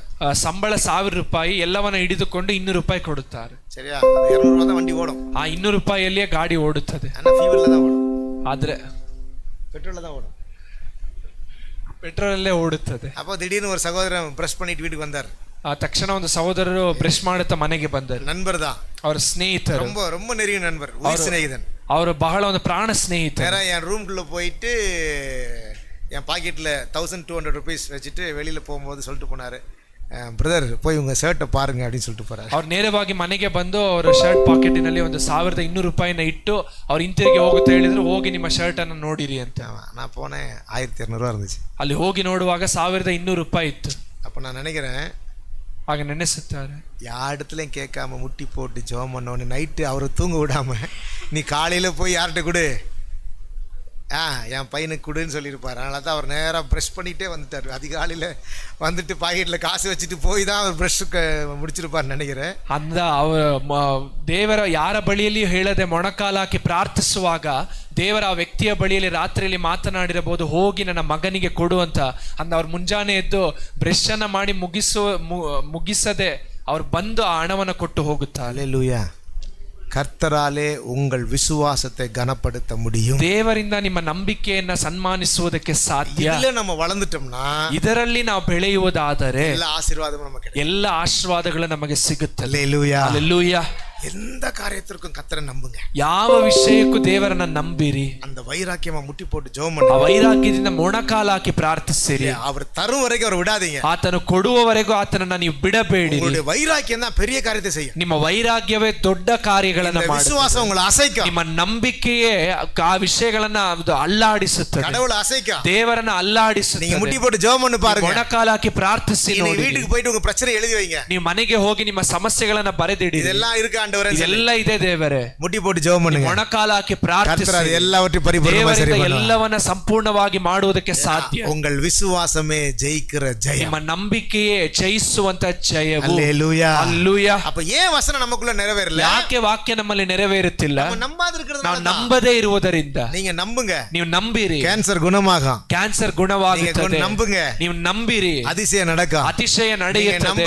ನೀವು ನಂಬಿರಿ. பிரச்சனை சரி பண்ணுவார். ಸಮಸ್ಯೆಗಳನ್ನ ದೇವರು ಬಗೆಹರಿಸುತ್ತಾರೆ. ಅದನ್ನ ಅವರು சொல்ல வராரு. ಅದನ್ನೇ ಅವರು ಹೇಳುವುದಕ್ಕೆ ಬರುತ್ತಾರೆ. ஆசீர்வாதத்திற்கு முன்னாடி இருக்கிற ரகசியம் நமக்குள்ள இருக்கிற உண்மையான விசுவாசம். அந்த ಐಶ್ವರ್ಯವಂತರಾಗುವುದಕ್ಕೆ ಇರುವಂತ ಹಿಂದಿನ ರಹಸ್ಯವು ನಮ್ಮಲ್ಲಿರುವಂತ ನಿಜವಾದ ನಂಬಿಕೆ. அல்லேலூயா. அல்லேலூயா. அப்போ அந்த ஆவிக்குரிய காரியம் நமக்குள்ள நிறைவேறும் பொழுது, ಆತ್ಮಿಕವಾದ ವಿಷಯಗಳು ನಮ್ಮಲ್ಲಿ ನೆರವೇರುವಾಗ ஆண்டவரிடத்திலிருந்து நாம் ஆசீர்வாதங்களை பெற்றுக்கொள்வோம். ದೇವರ ಬಳಿಯಿಂದ ನಾವು ಆಶೀರ್ವಾದವನ್ನು ಪಡೆದುಕೊಳ್ಳುತ್ತೇವೆ. அல்லேலூயா. அல்லேலூயா. அல்லேலூயா. அல்லேலூயா. ஆகையால தான் சொல்றாரு, நீங்கள் விசுவாசியாதபடினால தான் அவருடைய வசனம் உங்களிலே தரித்திருக்கவில்லை. ನೀವು ನಂಬದೆ ಹೋದದರಿಂದ ದೇವರ ವಾಕ್ಯಗಳು ನಿಮ್ಮಲ್ಲಿ ನೆಲೆಗೊಂಡಿಲ್ಲ ಎಂಬುದಾಗಿ ವಾಕ್ಯ ಹೇಳುತ್ತದೆ. அல்லேலூயா. அல்லேலூயா. ஆகையாலே ಆದ್ದರಿಂದ நாம விசுவாசிக்கும் பொழுது, ನಾವು ನಂಬುವಾಗ கர்த்தர் பெரிய காரியங்களை செய்வார். ದೇವರು ದೊಡ್ಡ ಕಾರ್ಯಗಳನ್ನು ಮಾಡುತ್ತಾರೆ. விசுவாசத்தினுடைய ஆவிக்குரிய ஆசீர்வாதங்கள். அந்த ನಂಬಿಕೆಯ ಆತ್ಮಿಕ ಆಶೀರ್ವಾದಗಳು. ಮೊದಲನೆಯದಾಗಿ நித்திய ஜீவன் நமக்குள்ள நிலைச்சிருக்கு. ನಿತ್ಯ ಜೀವವು ನಮ್ಮಲ್ಲಿ ನೆಲೆಸಿರುತ್ತದೆ. ಎರಡನೆಯದಾಗಿ யோவான் 5ஆம் அதிகாரம் 24ஆம் வசனம். ಯೋಹಾನನ ಸುವಾರ್ತೆ ಪುಸ್ತಕ 5ನೇ ಅಧ್ಯಾಯದ 24ನೇ ವಚನ. ಮರಣத்தை விட்டு நீங்கி ஜீவனுக்கு உட்பட்டிருப்பான். வாசிங்க. ಮರಣದಿಂದ ಪಾರಾಗಿ ಜೀವಕ್ಕೆ ಸೇರಿದ್ದಾನೆ. வாசிங்க வாசிங்க. ನನ್ನ ವಾಕ್ಯವನ್ನು இல்ல ಸಿಸ್ಟರ್ ಮೈಕ್ கொடுத்துருக்க அவங்க கிட்ட. ನನ್ನ ವಾಕ್ಯವನ್ನು ಕೇಳಿ ನನ್ನನ್ನು ಕಳಿಸಿದಾತನನ್ನು ನಂಬುವವನು ನಿತ್ಯ ಜೀವವನ್ನು ಹೊಂದಿದ್ದಾನೆ. ಅವನು ತೀರ್ಪಿಗೆ ಗುರಿಯಾಗುವುದಿಲ್ಲ, ಮರಣದಿಂದ ಪಾರಾಗಿ ಜೀವಕ್ಕೆ ಸೇರಿದ್ದಾನೆ. அல்லேலூயா. அப்போ விசுவாசிக்கிறவனுக்கு நித்திய ஜீவன், ನಂಬುವವರಿಗೆ ನಿತ್ಯ ಜೀವ.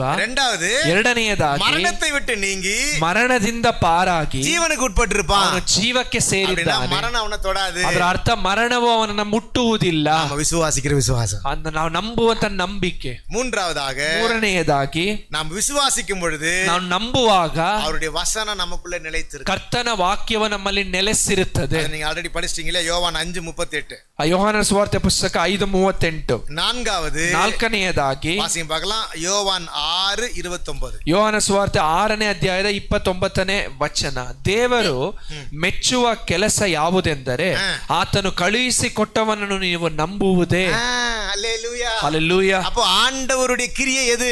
ದೇವರ ಕ್ರಿಯೆಗಳೇನು? ஆண்டவர் எதை விரும்புறாரு? ದೇವರು ಯಾವುದನ್ನ ಮೆಚ್ಚುತ್ತಾರೆ? அவரை அனுப்பின குமாரனை விசுவாசி. ದೇವರು ಕಳುಹಿಸಿದ ಆತನ ಮಗನ ಮೇಲೆ ನಂಬಿಕೆ ಇಡುವಂತದ್ದು.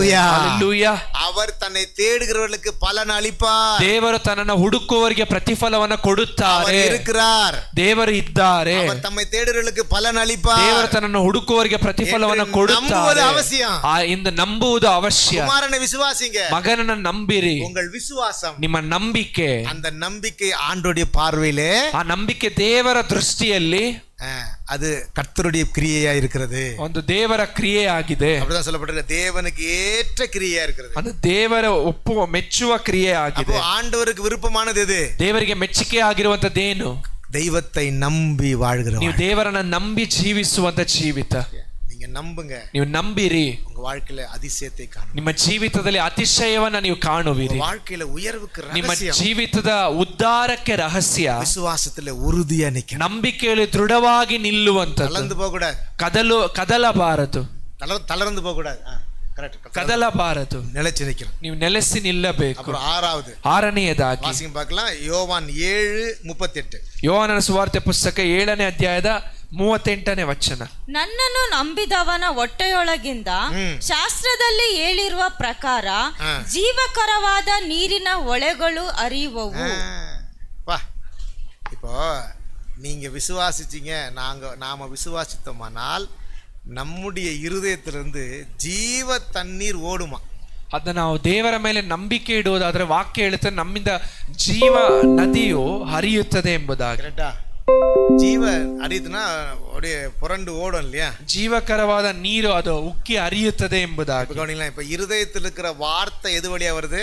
ಹೃದಯದಲ್ಲಿರುವಂತಹ ವಾಕ್ಯಗಳು ಯಾವುದರ ಮೂಲಕವಾಗಿ ಬರುತ್ತದೆ? வாய் வழியா வருது, ಬಾಯಿಯ ಮೂಲಕವಾಗಿ. பைபிள் சொல்லுது இருதயத்தின் நிறைவினாலே வாய் பேசும். அந்த ವಾಕ್ಯವೇ ಹೇಳುತ್ತದೆ ನಮ್ಮ ಹೃದಯದ ಸಂಪೂರ್ಣತೆಯಿಂದ ನಮ್ಮ ಬಾಯಿ ಮಾತನಾಡುತ್ತದೆ. நம்பும் பொழுது நம்முடைய இருதயம் ஜீவனுள்ள ವಾರ್ತೆನಾಲೆ ನಿರಂಬುம். அந்த ದೇವರನ್ನ ನಂಬುವಾಗ ನಮ್ಮ ಹೃದಯವು ಜೀವವುಳ್ಳ ವಾಕ್ಯಗಳಿಂದ ತುಂಬಿರುತ್ತದೆ. ஏன்னா தண்ணீர் அப்படின்னு சொல்லும் பொழுது அது கடவுளுடைய வசனம். ಯಾಕಂದ್ರೆ ನೀರು ಎಂದು ಹೇಳುವಾಗ ಅದು ದೇವರ ವಾಕ್ಯವನ್ನ ಸೂಚಿಸುತ್ತದೆ. 5 ನಿಮಿಷ ಮುಗಿಸಿದ್ರೆ 5 minutes ಶಾರ್ಪ್ 3 மணி முடிச்சிரு.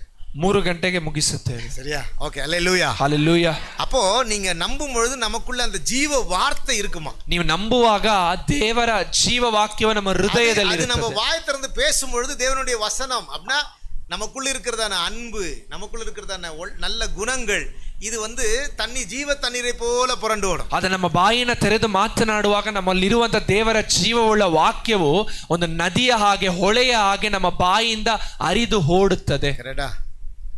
ಯಾರೆಲ್ಲ ವಿಶ್ವಾಸಿக்கிறோம்? ಯಾರೆಲ್ಲ ನಂಬುತ್ತೀರಾ? ಆಮೆನ್. ಓಕೆ, இப்போ நம்ம வாயிலிருந்து எது வருது? ನಮ್ಮ ಬಾಯಿಯಿಂದ ಏನು ಬರುತ್ತದೆ? ಜೀವ ತಣ್ಣೀರು ಬಂದಾ ಸಂತೋಷ, ಜೀವದ ಹೊಳೆಯು ಬಂದರೆ ಸಂತೋಷ.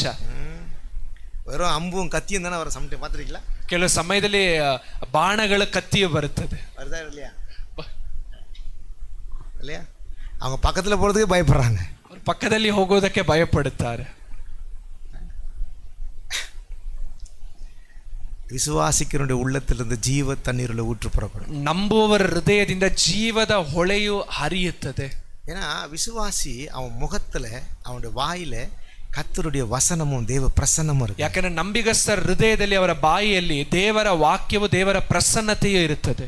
விசுவாசியை பார்த்து அவன் கூட நீங்க உட்கார்ந்தீங்கன்னா, ಒಂದು ನಂಬಿಗಸ್ತರ ಸಂಗಡ ನೀವು ಕುಳಿತುಕೊಳ್ಳುವಾಗ மனசுல அவ்வளவு சந்தோஷம், ಅವರ ಮನಸ್ಸಿನಲ್ಲಿ ಅಷ್ಟು ಸಂತೋಷ. அல்லேலூயா ಹಲ್ಲೆಲೂಯಾ. ஏன்னா அவங்க இருதயத்திலிருந்து ஜீவ தண்ணீருள்ள ஊற்று புறப்படும். ಯಾಕಂದ್ರೆ ಅವರ ಹೃದಯದಿಂದ ಜೀವದ ಹೊಳೆಯು ಹರಿಯುತ್ತದೆ. அவன் தான் விசுவாசி, ಅವರೇ ನಂಬಿಗಸ್ತರು. கரெக்டா? ಸರಿನಾ?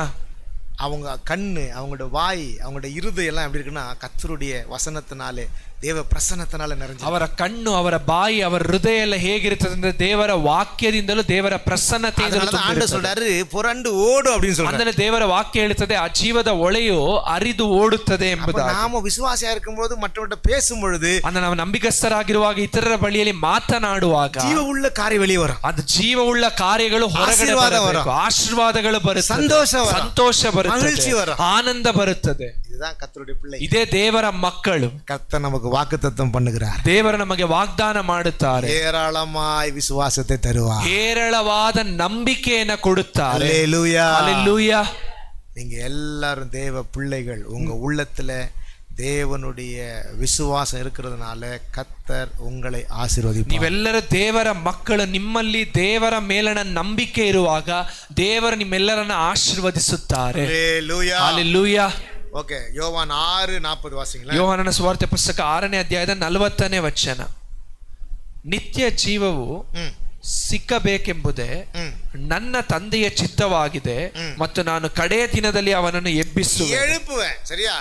கவனிங்களேன், ரெண்டு கூட்டம் எழும்பும். ஒண்ணு நித்திய ஜீவனுக்கான கூட்டம், இன்னொன்னு நித்திய நரகத்துக்கான கூட்டம் எழும்பும். அந்த ಕೊನೆಯ ದಿವಸಗಳಲ್ಲಿ ಎರಡು ಕೂಟ ಎದ್ದೇಳುತ್ತದೆ. ಒಂದು ಗುಂಪು ನಿತ್ಯ ಜೀವಕ್ಕೆ ಹೋಗುವಂತ ಗುಂಪು, ಇನ್ನೊಂದು ಗುಂಪು ನಿತ್ಯವಾದ ನರಕಕ್ಕೆ ಹೋಗುವಂತ ಗುಂಪು. அப்ப வசனம் சொல்லுது, அவரை விசுவாசிக்கிறவர்கள், ವಾಕ್ಯ ಹೇಳುತ್ತದೆ, ಆತನನ್ನು ನಂಬುವ ಪ್ರತಿಯೊಬ್ಬನು ಜೀವனை ಅடைவதற்காக, ನಿತ್ಯ ಜೀವವನ್ನು ಹೊಂದುವುದಕ್ಕಾಗಿ ஆண்டவர் நம்மை எழுப்புவார். ದೇವರು ನಮ್ಮನ್ನು ಎಬ್ಬಿಸುವನು. அல்லேலூயா, ಹಲ್ಲೆಲೂಯಾ. விசுவாசத்திலே துவக்கம், அந்த ನಂಬಿಕೆಯಿಂದ ಆರಂಭ, விசுவாசத்திலே முடிவு. ನಂಬಿಕೆಯಲ್ಲಿ ಅಂತ್ಯ. ஜீவன், ಜೀವ, நித்திய ஜீவன். ನಿತ್ಯ ಜೀವ. ஆண்டவர் நம் விசுவாசிக்கிறதுனால ஜீவனை உண்டாக்கி, ನಾವು ನಂಬುವುದರಿಂದ ದೇವರು ಜೀವವನ್ನು ಉಂಟು ಮಾಡಿ ಪರಿಪೂರ್ಣಮடைய செய்வார். ಅದನ್ನ ಪರಿಪೂರ್ಣ ಹೊಂದುವಂತೆ ಮಾಡುತ್ತಾರೆ. அல்லேலூயா, ಹಲ್ಲೆಲೂಯಾ, அல்லேலூயா, ಹಲ್ಲೆಲೂಯಾ. அப்ப ஆண்டவர் சொன்னாரு, அவர் ஐஸ்வர்ய சம்பந்தனா இருக்கிறார். ದೇವರು ಹೇಳುತ್ತಾರೆ, ಆತನ ಐಶ್ವರ್ಯ ಸಂಪನ್ನನಾಗಿದ್ದಾನೆ. முதலாவது நமக்கு கோல்ಡ್ தரார். ಮೊದಲನೆಯದಾಗಿ ದೇವರು ನಮಗೆ ಪುಟಕ್ಕೆ ಹಾಕಿದ ಚಿನ್ನವನ್ನ ಕೊಡುತ್ತಾರೆ. நீங்க போகும்போது வாங்கிட்டு போங்க. ನೀವು ಹೋಗುವಾಗ ಚಿನ್ನವನ್ನ ತೆಗೆದುಕೊಂಡು ಹೋಗಿರಿ. இல்லையா, எத்தனை கேஜி தராருன்னு தெரியாது. ದೇವರು ಎಷ್ಟು ಕೆಜಿ ಕೊಡುತ್ತಾರೋ ಗೊತ್ತಿಲ್ಲ. ஆனா எல்லா கேஜி காட்டிலும் அது ரொம்ப வெயிட். ಆದ್ರೆ ಎಲ್ಲ ಕೆಜಿಗಿಂತಲೂ ಅದು ಬಹಳ ತೂಕವುಳ್ಳದ್ದಾಗಿ. விசுவாசம், ನಂಬಿಕೆ, ಪರಿಶುದ್ಧವಾದ ಜೀವಿತ, அதுதாங்க அவசியம். ಅದೇ ನಮಗೆ ಅವಶ್ಯ. அது நமக்கு இருந்தா போதும். ಅದು ನಮಗಿದ್ದರೆ ಸಾಕು. இது எல்லா ஆசீர்வாதம் நம்ம கிட்ட இருக்கு. ಉಳಿದ ಎಲ್ಲ ಆಶೀರ್ವಾದಗಳು ನಮ್ಮ ಬಳಿಯಲ್ಲಿ ಇರುತ್ತದೆ. தேவன் நம்ம கூட இருந்தா போதும். ದೇವರು ನಮ್ಮ ಸಂಗಡ ಇದ್ದರೆ ಸಾಕು. வசனம் சொல்லுது, விசுவாசத்தினாலே தேவன் உங்களுக்குள்ளே இருக்கிறார். ಅಂದ ವಾಕ್ಯ ಹೇಳ್ತದೆ, ನಂಬಿಕೆಯ ಮೂಲಕವಾಗಿ ದೇವರು ನಿಮ್ಮಲ್ಲಿ ವಾಸ ಮಾಡುತ್ತಾರೆ. விசுவாசத்தின் ரகசியம் என்ன? ನಂಬಿಕೆಯ ರಹಸ್ಯ ಏನು? தேவன் உங்களுக்குள்ளே இருக்கிறது தான் விசுவாசத்தின். ದೇವರು ನಿಮ್ಮಲ್ಲಿ ಇರುವಂತದ್ದೇ ನಂಬಿಕೆಯ ರಹಸ್ಯವು. ಹಲ್ಲೆಲೂಯಾ. யாரெல்லாம் விசுவாசிக்கிறோம், ಯಾರೆಲ್ಲ ನಂಬುತ್ತೇವೆ, நமக்குள்ள ஒரு நம்பிக்கை இருக்குது. ನಮ್ಮಲ್ಲಿ ಒಂದು ನಂಬಿಕೆ ಇದೆ. தேவன் எனக்குள்ளே இருக்கிறார். ದೇವರು ನನ್ನೊಳಗಿದ್ದಾರೆ. கை கொடுத்து சொல்லுங்க. ಪಕ್ಕದಲ್ಲಿರೋರಿಗೆ ಕೈ ಕೊಟ್ಟು ಹೇಳಿರಿ, கர்த்தர் எனக்குள்ளே இருக்கிறார். ದೇವರು ನನ್ನೊಳಗಿದ್ದಾರೆ. ஹல்லேலூயா, ಹಲ್ಲೆಲೂಯಾ.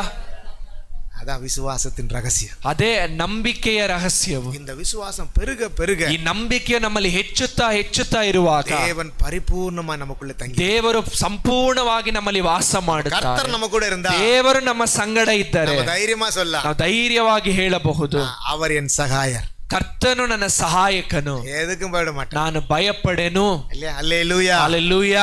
தைரியமா நீங்க சொல்லலாம். ಅಂದವರು ಹೇಳ್ತಾರೆ, ನೀವು ಧೈರ್ಯವಾಗಿ கர்த்தர் என் ಹೇಳಬಹುದು, சகாயர், ಕರ್ತನು ನನ್ನ ಸಹಾಯಕ, யாருக்கும் பயப்பட மாட்டேன், ನಾನು ಭಯಪಡೆನು, அவர் எனக்குள்ளே இருக்கிறார். ದೇವರು ನನ್ನೊಳಗಿದ್ದಾರೆ. இந்த விசுவாசம் தாங்க சபைக்கு வேணும். ಈ ಒಂದು ನಂಬಿಕೆಯ ಸಭೆಗೆ ಬೇಕು. கர்த்தர் அதை பரிபூர்ணமா ದೇವರು ಅದನ್ನು ಸಂಪೂರ್ಣವಾಗಿ ಕೊಡುವುದಕ್ಕೆ ಶಕ್ತನಾಗಿದ್ದಾನೆ. அதனாலே ಆದ್ದರಿಂದ எல்லாரும் எழுந்து நின்று ನಾವೆಲ್ಲರೂ ಎದ್ದು ನಿಂತು ஆண்டவர் தர அந்த தங்கத்தை வாங்கிடுவோம். ದೇವರು ಕೊಡುವಂತ ಚಿನ್ನವನ್ನು ನಾವು ತೆಗೆದುಕೊಳ್ಳೋಣ. பார்க்கலாம் எத்தனை பேர் வாங்கிட்டு போறீங்க. ನೋಡೋಣ ಎಷ್ಟು ಜನ ಅದನ್ನು ಪಡೆದುಕೊಂಡು ಹೋಗುತ್ತೀರಾ ಅಂತ. அல்லேலூயா, ಹಲ್ಲೆಲೂಯಾ. அது சுத்தமாய் புடம்பிடப்பட்ட உண்மையான பொன். ಅದು ಶುದ್ಧವಾಗಿ ಪುಟಕ್ಕೆ ಹಾಕಿದ ನಿಜವಾದ ಬಂಗಾರ. அல்லேலூயா, ಹಲ್ಲೆಲೂಯಾ. ஆண்டவர்ட்ட கேட்போமா?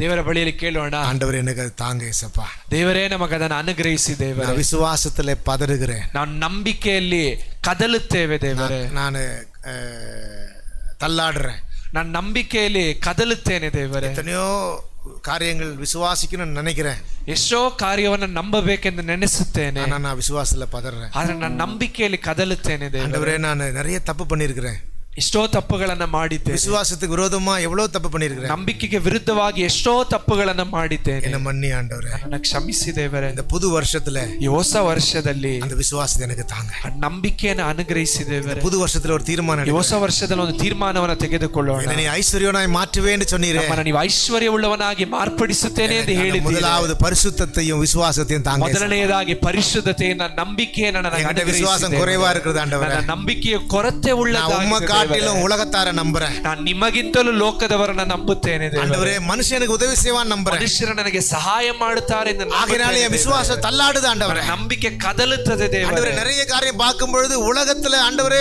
மனிதனை அதிகமா நான் நம்புகிறேன் ஆண்டவரே. ದೇವರೇ, ನಮ್ಮಲ್ಲಿ ಅನೇಕ ಕಾರ್ಯಗಳನ್ನು ನೋಡುವಾಗ ಲೋಕದ ಮನುಷ್ಯರನ್ನು ನಾವು ಹೆಚ್ಚಾಗಿ ನಂಬುತ್ತೇವೆ. என் சூழ்நிலை மாறும் பொழுது, ನಮ್ಮ ಪರಿಸ್ಥಿತಿ ಬದಲಾಗುವಾಗ நான் மாறுறேன் ஆண்டவரே. ನಾವು ಬದಲಾಗುತ್ತೇವೆ ದೇವರೇ. விசுவாசம் என்கிட்ட குறையா இருக்குது ஏசப்பா. ನಂಬಿಕೆ ನಮ್ಮಲ್ಲಿ ಕಡಿಮೆ நான் விசுவாசத்துல பலவீனமா இருக்கிறேன் ஆண்டவரே. ನಂಬಿಕೆಯಲ್ಲಿ ಬಲಹೀನರಾಗಿದ್ದೇವೆ ஆண்டவரே, ದೇವರೇ. நான் கோவப்படுறேன், ನಾವು ಕೋಪ ಪಡುತ್ತೇವೆ, எரிச்சல் வருது, ನಮ್ಮಲ್ಲಿ ಹೊಟ್ಟೆ ಕಿಚ್ಚು மற்றவர்களை குறித்து பொறாமைப்படுறேன். ಇತರರ ಮೇಲೆ ಹೊಟ್ಟೆ ಕಿಚ್ಚು எனக்கு விசுவாசம் இல்லை ஏசப்பா. ನನ್ನಲ್ಲಿ ನಂಬಿಕೆ ಇಲ್ಲ ದೇವರೇ. எல்லா விசுவாசத்துல நான் கடமையா இருக்கிறேன் ஆண்டவரே. ನಂಬಿಕೆಯಲ್ಲಿ ನಾನು ಕೊರತೆ ಉಳ್ಳವನಾಗಿದ್ದೇನೆ. இன்னைக்கு அந்த பரிபூர்ணமான விசுவாசத்தை எனக்கு தாங்க. ಈ ದಿವಸ ಸಂಪೂರ್ಣವಾದ ನಂಬಿಕೆ, அந்த முழுமையான விசுவாசத்தை எனக்கு தாங்க. ಪರಿಪೂರ್ಣವಾದ ನಂಬಿಕೆಯನ್ನು உம்மை நம்பி நான் ஜெயிக்க போறேன். ನಿಮ್ಮನ್ನು ನಂಬಿ ನಾನು ಜಯಿಸುತ್ತೇನೆ. இன்றைக்கு எனக்குள்ள அந்த விசுவாசத்தை ஊற்றுங்க ஆண்டவரே. ಈ ದಿವಸ ನಂಬಿಕೆ ನಮ್ಮಲ್ಲಿ ಸುರಿಸಿ ದೇವರೇ. நான் என் ஆத்துமா வாழ்கிறது போல ನಮ್ಮ ಆತ್ಮವು ಅಭಿವೃದ್ಧಿ ಹೊಂದಿರುವ ಪ್ರಕಾರ எல்லாவற்றிலும் வாழ்ந்து சுகமா இருக்கணும் ஆண்டவரே. ಎಲ್ಲದರಲ್ಲಿ ಅಭಿವೃದ್ಧಿ ಹೊಂದಿ ಸುಕ್ಷೇಮವಾಗಿ தேவனை நம்புகிற வாழ்க்கையில ஜெயத்தை தாங்க. ದೇವರನ್ನು ನಂಬುವಂತ ಜೀವಿತದಲ್ಲಿ ಜಯವನ್ನ ಕೊಡಿ ದೇವರೇ. இது எனக்கு ஊற்றுங்க ஏசப்பா. ದೇವರೇ ನನ್ನಲ್ಲಿ ಸುರಿಸಿ ದೇವರೇ. நான் கலங்கி போறேன். ನಾನು ಕಳವಳ ಹೊಂದುತ್ತೇನೆ ஆண்டவரே. நான் சில நேரத்துல என்னோட மனம் முறிந்து போகிறேன். ಕೆಲವು ಸಮಯದಲ್ಲಿ ನಾನು ಮನಗುಂದುತ್ತೇನೆ. நான் என்ன செய்யணும் தெரியாம ಏನು ಮಾಡಬೇಕೆಂದು ತಿಳಿಯದೆ ನಾನು ಕದಲುತ್ತೇನೆ ದೇವರೇ. நான் மன்னி ஆண்டவரே. ಕ್ಷಮಿಸಿ ದೇವರೇ. அது என்னோட அவிசுவாசம் தான். ಅದು ನನ್ನ ಅಪನಂಬಿಕೆ. என்னோட விசுவாச குறைவு தான் ஆண்டவரே. ನಂಬಿಕೆಯ ಕೊರತೆ ಇದೆ. நம்புகிறவன் பதறான் சொல்லப்பட்டிருக்கிறது. ನಂಬುವವನು ಕದಲುವುದಿಲ್ಲ ಎಂದು ಬರೆಯಲ್ಪಟ್ಟಿದೆ. நான் நம்புறேன். ನಾನು ನಂಬುತ್ತೇನೆ ದೇವರೇ. நம்பிக்கை குறைவுகளை மன்னி ஆண்டவரே. ನಂಬಿಕೆಯ ಕೊರತೆಗಳನ್ನು ಕ್ಷಮಿಸಿ ದೇವರೇ. என் குறைகளை மன்னி ஆண்டவரே. ನಂಬಿಕೆಯ ಕೊರತೆಯನ್ನು ಕ್ಷಮಿಸಿ. நீர் எனக்கு அந்த ஐஸ்வரியத்தை தாங்க ஏசப்பா. ನೀವು ಐಶ್ವರ್ಯವನ್ನು ನನಗೆ ಕೊಡಿ ದೇವರೇ. எனக்கு எல்லாம் இருக்குது. ನನಗೆ ಎಲ್ಲ ಇದೆ. எனக்கு ஒரு குறையும் இல்ல சொன்ன லவோதிக்கே சபையை பார்த்து. ಏನು ಕೊರತೆ ಇಲ್ಲ ಎಂದು ಹೇಳಿದ ಲವೋದಿಕೀಯ ಸಭೆಯನ್ನು ನೋಡಿ. நீ விசுவாசத்துல குறைவா இருக்கிற. ನೀ ನಂಬಿಕೆಯಲ್ಲಿ நீ பரிசுத்தத்துல குறைவா இருக்கிறன்னு சொன்னீரே. ಪರಿಶುದ್ಧತೆಯಲ್ಲಿ ಕೊರತೆ ಉಳ್ಳವನಾಗಿದ್ದೀಯ ಎಂದು ಹೇಳಿದ್ದೀರಿ. நான் நம்பிக்கையில குறைவா இருக்கிறேன் ஏசப்பா. ನಂಬಿಕೆಯಲ್ಲಿ ಕೊರತೆ ಉಳ್ಳವನಾಗಿದ್ದೇನೆ. பரிசுத்தத்துல குறைவா இருக்கிறேன் ஆண்டவரே. ಪರಿಶುದ್ಧತೆಯಲ್ಲಿ ಕೊರತೆ ಉಳ್ಳವನಾಗಿದ್ದೇನೆ. கிருபை செய்யுங்க ஏசப்பா. ಕೃಪೆ ಕೊಡಿ ದೇವರೇ. நான் டாக்டரை நம்புறேன். ನಾನು ವೈದ್ಯರನ್ನ ನಂಬುತ್ತೇನೆ. நான் உம்மை நம்புறதில்லை ஏசையா. ನಾನು ನಿಮ್ಮನ್ನ ನಂಬುವುದಿಲ್ಲ ದೇವರೇ. நான் என்னோட சொந்தக்காரரை நம்புறேன். ನನ್ನ ಸ್ವಂತದವರನ್ನ ನಂಬುತ್ತೇನೆ. உம்மை நம்புறதில்லை ஆண்டவரே. ನಿಮ್ಮನ್ನ ನಂಬೋದಿಲ್ಲ ದೇವರೇ. உம்மை நம்ப எனக்கு உதவி செய்யுங்க ஏசப்பா. ನಿಮ್ಮನ್ನ ನಂಬುವಂತೆ ಸಹಾಯ ಮಾಡಿ ஆண்டவரே. அந்த விசுவாசத்தின் ஐஸ்வரியத்தை எனக்கு தாங்க. ಆ ನಂಬಿಕೆ ಐಶ್ವರ್ಯವನ್ನ நான் விசுவாசத்தில் ஐஸ்வர்யவனாய் இருக்க விரும்புகிறேன். ನಂಬಿಕೆಯಲ್ಲಿ ಐಶ್ವರ್ಯ ಉಳ್ಳವನಾಗುವಂತೆ ನಾನು என்னை வழி நடத்துங்க ஆண்டவரே. ನಡೆಸಿ ದೇವರೇ. என்னை ಒಪ್ಪು கொடுக்கிறேன் ஏசப்பா. ಒಪ್ಪಿಸಿಕೊಡುತ್ತೇನೆ. எல்லாரும் கேட்போமா? ನಾವೆಲ್ಲರೂ ಕೇಳೋಣ. பிரியமான ಜನರೇ கர்த்தர்கிட்ட கேளுங்க. ಪ್ರಿಯವಾದ ಜನರೇ ದೇವರ ಬಳಿಯಲ್ಲಿ ಕೇಳಿ. ஆண்டவரே ಕೇளுங்க. ದೇವರ ಬಳಿಯಲ್ಲಿ ಕೇಳಿ. புது வருஷத்துல கர்த்தர் நமக்கு வாக்கு பண்ணியிருக்கிறார். ಈ ಹೊಸ ವರ್ಷದಲ್ಲಿ ದೇವರು ನಮಗೆ ವಾಗ್ದಾನ ಮಾಡಿ அவர் நமக்கு ஏராளமாய் தருவேன்னு சொல்லியிருக்கிறார். ದೇವರು ನಮಗೆ ಹೇರಳವಾಗಿ ಕೊಡುತ್ತೇನೆ ಎಂದು ಹೇಳಿದ್ದಾರೆ. ஆண்டவர் நமக்கு ஏராளமான விசுவாசத்தை தரட்டும். ದೇವರು ನಮಗೆ ಹೇರಳವಾದ ನಂಬಿಕೆಯನ್ನು ಕೊಡಲಿ. அதுல நம்ம ஜெயமுள்ளவர்களாய் வாழட்டும். ಅದರಲ್ಲಿ ನಾವು ಜಯವುಳ್ಳವರಾಗಿ ಜೀವಿಸೋಣ. ஆண்டவருக்கு ஒப்பு கொடுப்போம். ದೇವರ ಬಳಿಯಲ್ಲಿ ಒಪ್ಪಿಸಿಕೊಡೋಣ.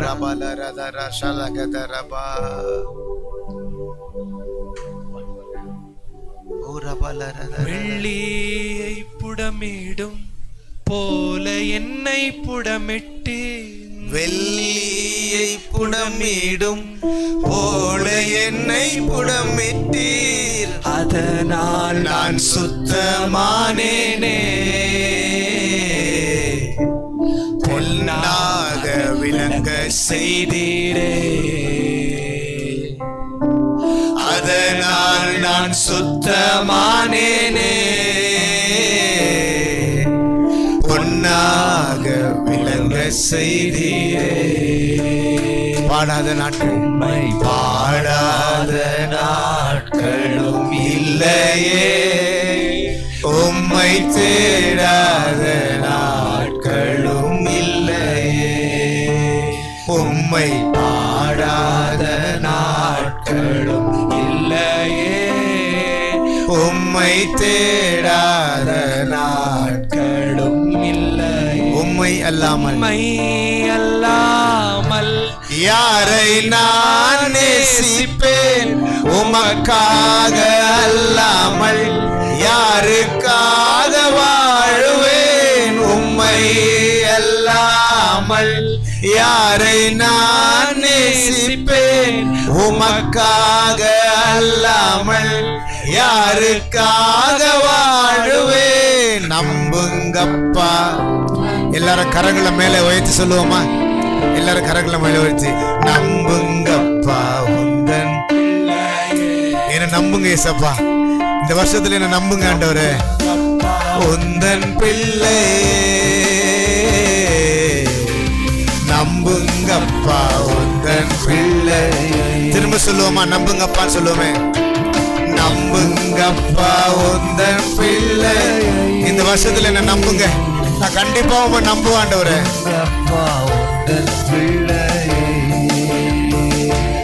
உம்மை பாட பாடாத நாட்களும் இல்லையே, உம்மை தேடாத நாட்களும் இல்லையே, உம்மை பாடாத நாட்களும் இல்லையே, உம்மை தேடாத நாட்களும் இல்லை. வெள்ளியை புடமிடும், வெள்ளியை புடமிடும் போல என்னை புடமிட்டு, வெள்ளியை புடமிடும் போல என்னை புடமிட்டு, அதனால் நான் சுத்தமானேனே, பொன்னாக விளங்க செய்தீரே. அதனால் நான் சுத்தமானேனே, சந்தோஷமா பாடுறாண்டவர், விளங்க செய்தீரே. உம்மை பாடாத நாட்களும் இல்லையே, உம்மை தேடாத நாட்களும் இல்லையே, உம்மை பாடாத நாட்களும் இல்லையே, உம்மை தேடாத நாட்களும் இல்லையே. பொருத்தனைகள் நிறைவேற்றி ஸ்தோத்திரங்கள் செலுத்துவே, பொருத்தனைகள் நிறைவேற்றி ஸ்தோத்திரங்கள் செலுத்துவே, ஆராதித்து உம்மை உயர்த்துவே. என்ன நம்புங்கப்பா, நம்புங்கப்பா உந்தன் பிள்ளையே. எல்லாரும் கரங்களை வைத்து சொல்ல நம்புங்க ஏசையா. ஆராதித்து உம்மை உயர்த்துவே.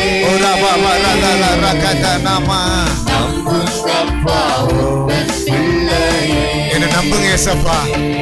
உம்மை பாடாத நாட்களும் இல்லையே, உம்மை தேடாத நாட்களும் இல்லையே, உம்மை பாடாத நாட்களும் இல்லையே, உம்மை தேடாத நாட்களும் இல்லையே. என் அலைச்சல்களை அலைச்சல்களை எண்ணி நீ கண்ணீரும் துருத்தில், என் அலைச்சல்களை எண்ணி நீ கண்ணீரும் துருத்தில் வைத்து நம்மை தருபவரே. நம்புங்கப்பா உந்தா நாளிலும் வைத்து நம்மை தருபவரே. நம்புவேன் நான் எல்லா நாளிலும். என்ன நம்புங்க ஆண்டவரே, என்ன நம்புங்க. பாடாத நாட்களும் இல்லையே, உம்மை தேடாத நாட்களும் இல்லையே, உம்மை பாடாத நாட்களும் இல்லையே, உம்மை தேடாத நாட்களும் இல்லையே. நம்புங்கப்பா உந்தன் பிள்ளையே, நம்புங்கப்பா உந்தன் பிள்ளையே. எல்லாரும் ஒரு பொருத்தனை செய்வோமா இந்த ராத்திரி வேளையில, இந்த காலை வேளையில. உந்தன் என்ன நம்புங்க, நான் ஜெபம் பண்ணுவோம்ப்பா. என்ன நம்புங்க ஆண்டவரே. ஆண்டவரே நீ ஒழுங்கா விசுவாசிப்ப ஆண்டவரே. நீ நம்புவ ஆண்டவரே.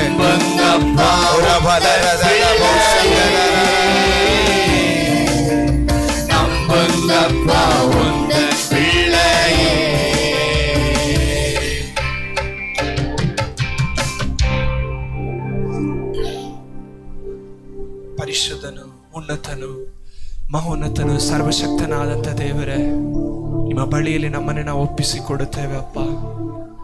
ದೇವರೇ, ವರ್ಷದ ಮೊದಲನೆಯ ದಿವಸದಲ್ಲಿ ನಿಮ್ಮ ಸಮ್ಮುಖದಲ್ಲಿ ನಿಂತು ನೀವು ಕೊಟ್ಟಂಥ ವಾಕ್ಯಗಳನ್ನು ದೇವರೇ ಹಿಡಿದುಕೊಂಡು ನಾವು ಒಂದನ್ನು ಹೇಳುತ್ತೇವೆ. ಕರ್ತನ ಎದುರು ನೋಡುವ ಐಶ್ವರ್ಯದಲ್ಲಿ ನಾವು ಕೊರತೆ ಉಳ್ಳವರೇ ದೇವರೇ. ಕರ್ತನೆ, ನಮ್ಮ ಜೀವಿತದ ಕಳೆದ ವರ್ಷವನ್ನು ನಾವು ತೆಗೆದುಕೊಂಡ್ರು ಹಲವಾರು ಪರಿಸ್ಥಿತಿಗಳಲ್ಲಿ, ಸನ್ನಿವೇಶಗಳಲ್ಲಿ, ನಮ್ಮ ಜೀವಿತದಲ್ಲಿ ಕೆಲವು ಸಂದರ್ಭಗಳನ್ನು, ಪರಿಸ್ಥಿತಿಗಳನ್ನು ನಾವು ಹಾದು ಹೋಗುವಾಗ ಅಪನಂಬಿಕೆ ಉಳ್ಳವರಾಗಿದ್ದು ನಿಜ ದೇವರೇ. ಭಯಪಟ್ಟದ್ದು ನಿಜ, ಮನುಷ್ಯರ ಮೇಲೆ ನಂಬಿಕೆ ಇಟ್ಟದ್ದು ನಿಜ, ಸ್ವಬಲವನ್ನ, ಸ್ವಬುದ್ಧಿಯನ್ನ, ಸ್ವಜ್ಞಾನವನ್ನ ಆಧಾರ ಮಾಡಿಕೊಂಡದ್ದು ನಿಜ ದೇವರೇ. ಕರ್ತನನ್ನು ಹೊರತುಪಡಿಸಿ ಉಳಿದ ಎಲ್ಲವುಗಳ ಮೇಲೆ ಭರವಸೆ ಇಟ್ಟಿದ್ದು ನಿಜ ದೇವರೇ. ನಾವು ಒಪ್ಪಿಕೊಳ್ಳುತ್ತೇವೆ ಅಪ್ಪ ದೇವರೇ, ಹಾನೆಸ್ಟ್ ಆಗಿ ದೇವರೇ, ಯಥಾರ್ಥವಾಗಿ ದೇವರೇ ನಾವು ಒಪ್ಪಿಕೊಳ್ಳುತ್ತೇವೆ. ನಿಮ್ಮನ್ನು ನಾವು ನಂಬದೆ ಹೋದ ಪರಿಸ್ಥಿತಿಗಳೇ ಹೆಚ್ಚು ದೇವರೇ. ನಂಬುವ ಪರಿಸ್ಥಿತಿಗಿಂತಲೂ, ನಂಬುವ ಕರ್ತನೆ ಅಪ್ಪ ಸಂಖ್ಯೆಗಿಂತಲೂ ನಂಬದೆ ಹೋದ ಸಂಖ್ಯೆಗಳೇ ಹೆಚ್ಚು ದೇವರೇ. ಆದರೆ ವರ್ಷದ ಆರಂಭದಲ್ಲಿ ನಿಂತು ದೇವರೇ ನಿಮ್ಮ ಮುಂದೆ ನಾವು ಅರಿಕೆ ಮಾಡುತ್ತೇವೆ ದೇವರೇ. ನೀವು ವಾಗ್ದಾನ ಮಾಡಿದಂತೆ ಹೇರಳವಾಗಿ ನೀವು ಕೊಡುತ್ತೇನೆ ಎಂದು ವಾಗ್ದಾನ ಮಾಡಿದ್ದೀರಲ್ಲಪ್ಪ. ನಂಬಿಕೆಯಿಂದ ಈ ವರ್ಷವನ್ನು ಆರಂಭಿಸಿ, ಈ ವರ್ಷ ಮಾತ್ರ ಅಲ್ಲಪ್ಪ, ನಮಗಾಗಿ ಲೋಕದಲ್ಲಿ ನೀವು ನೇಮಿಸಿಟ್ಟಿರುವಂತ ನಮ್ಮ ಆಯುಷ್ಕಾಲ ಪೂರ್ತಿ ನಿಮ್ಮ ಮೇಲಿಟ್ಟಿರುವಂತ ನಂಬಿಕೆಯಲ್ಲಿ ಸಮೃದ್ಧಿ ಉಳ್ಳವರಾಗಿ,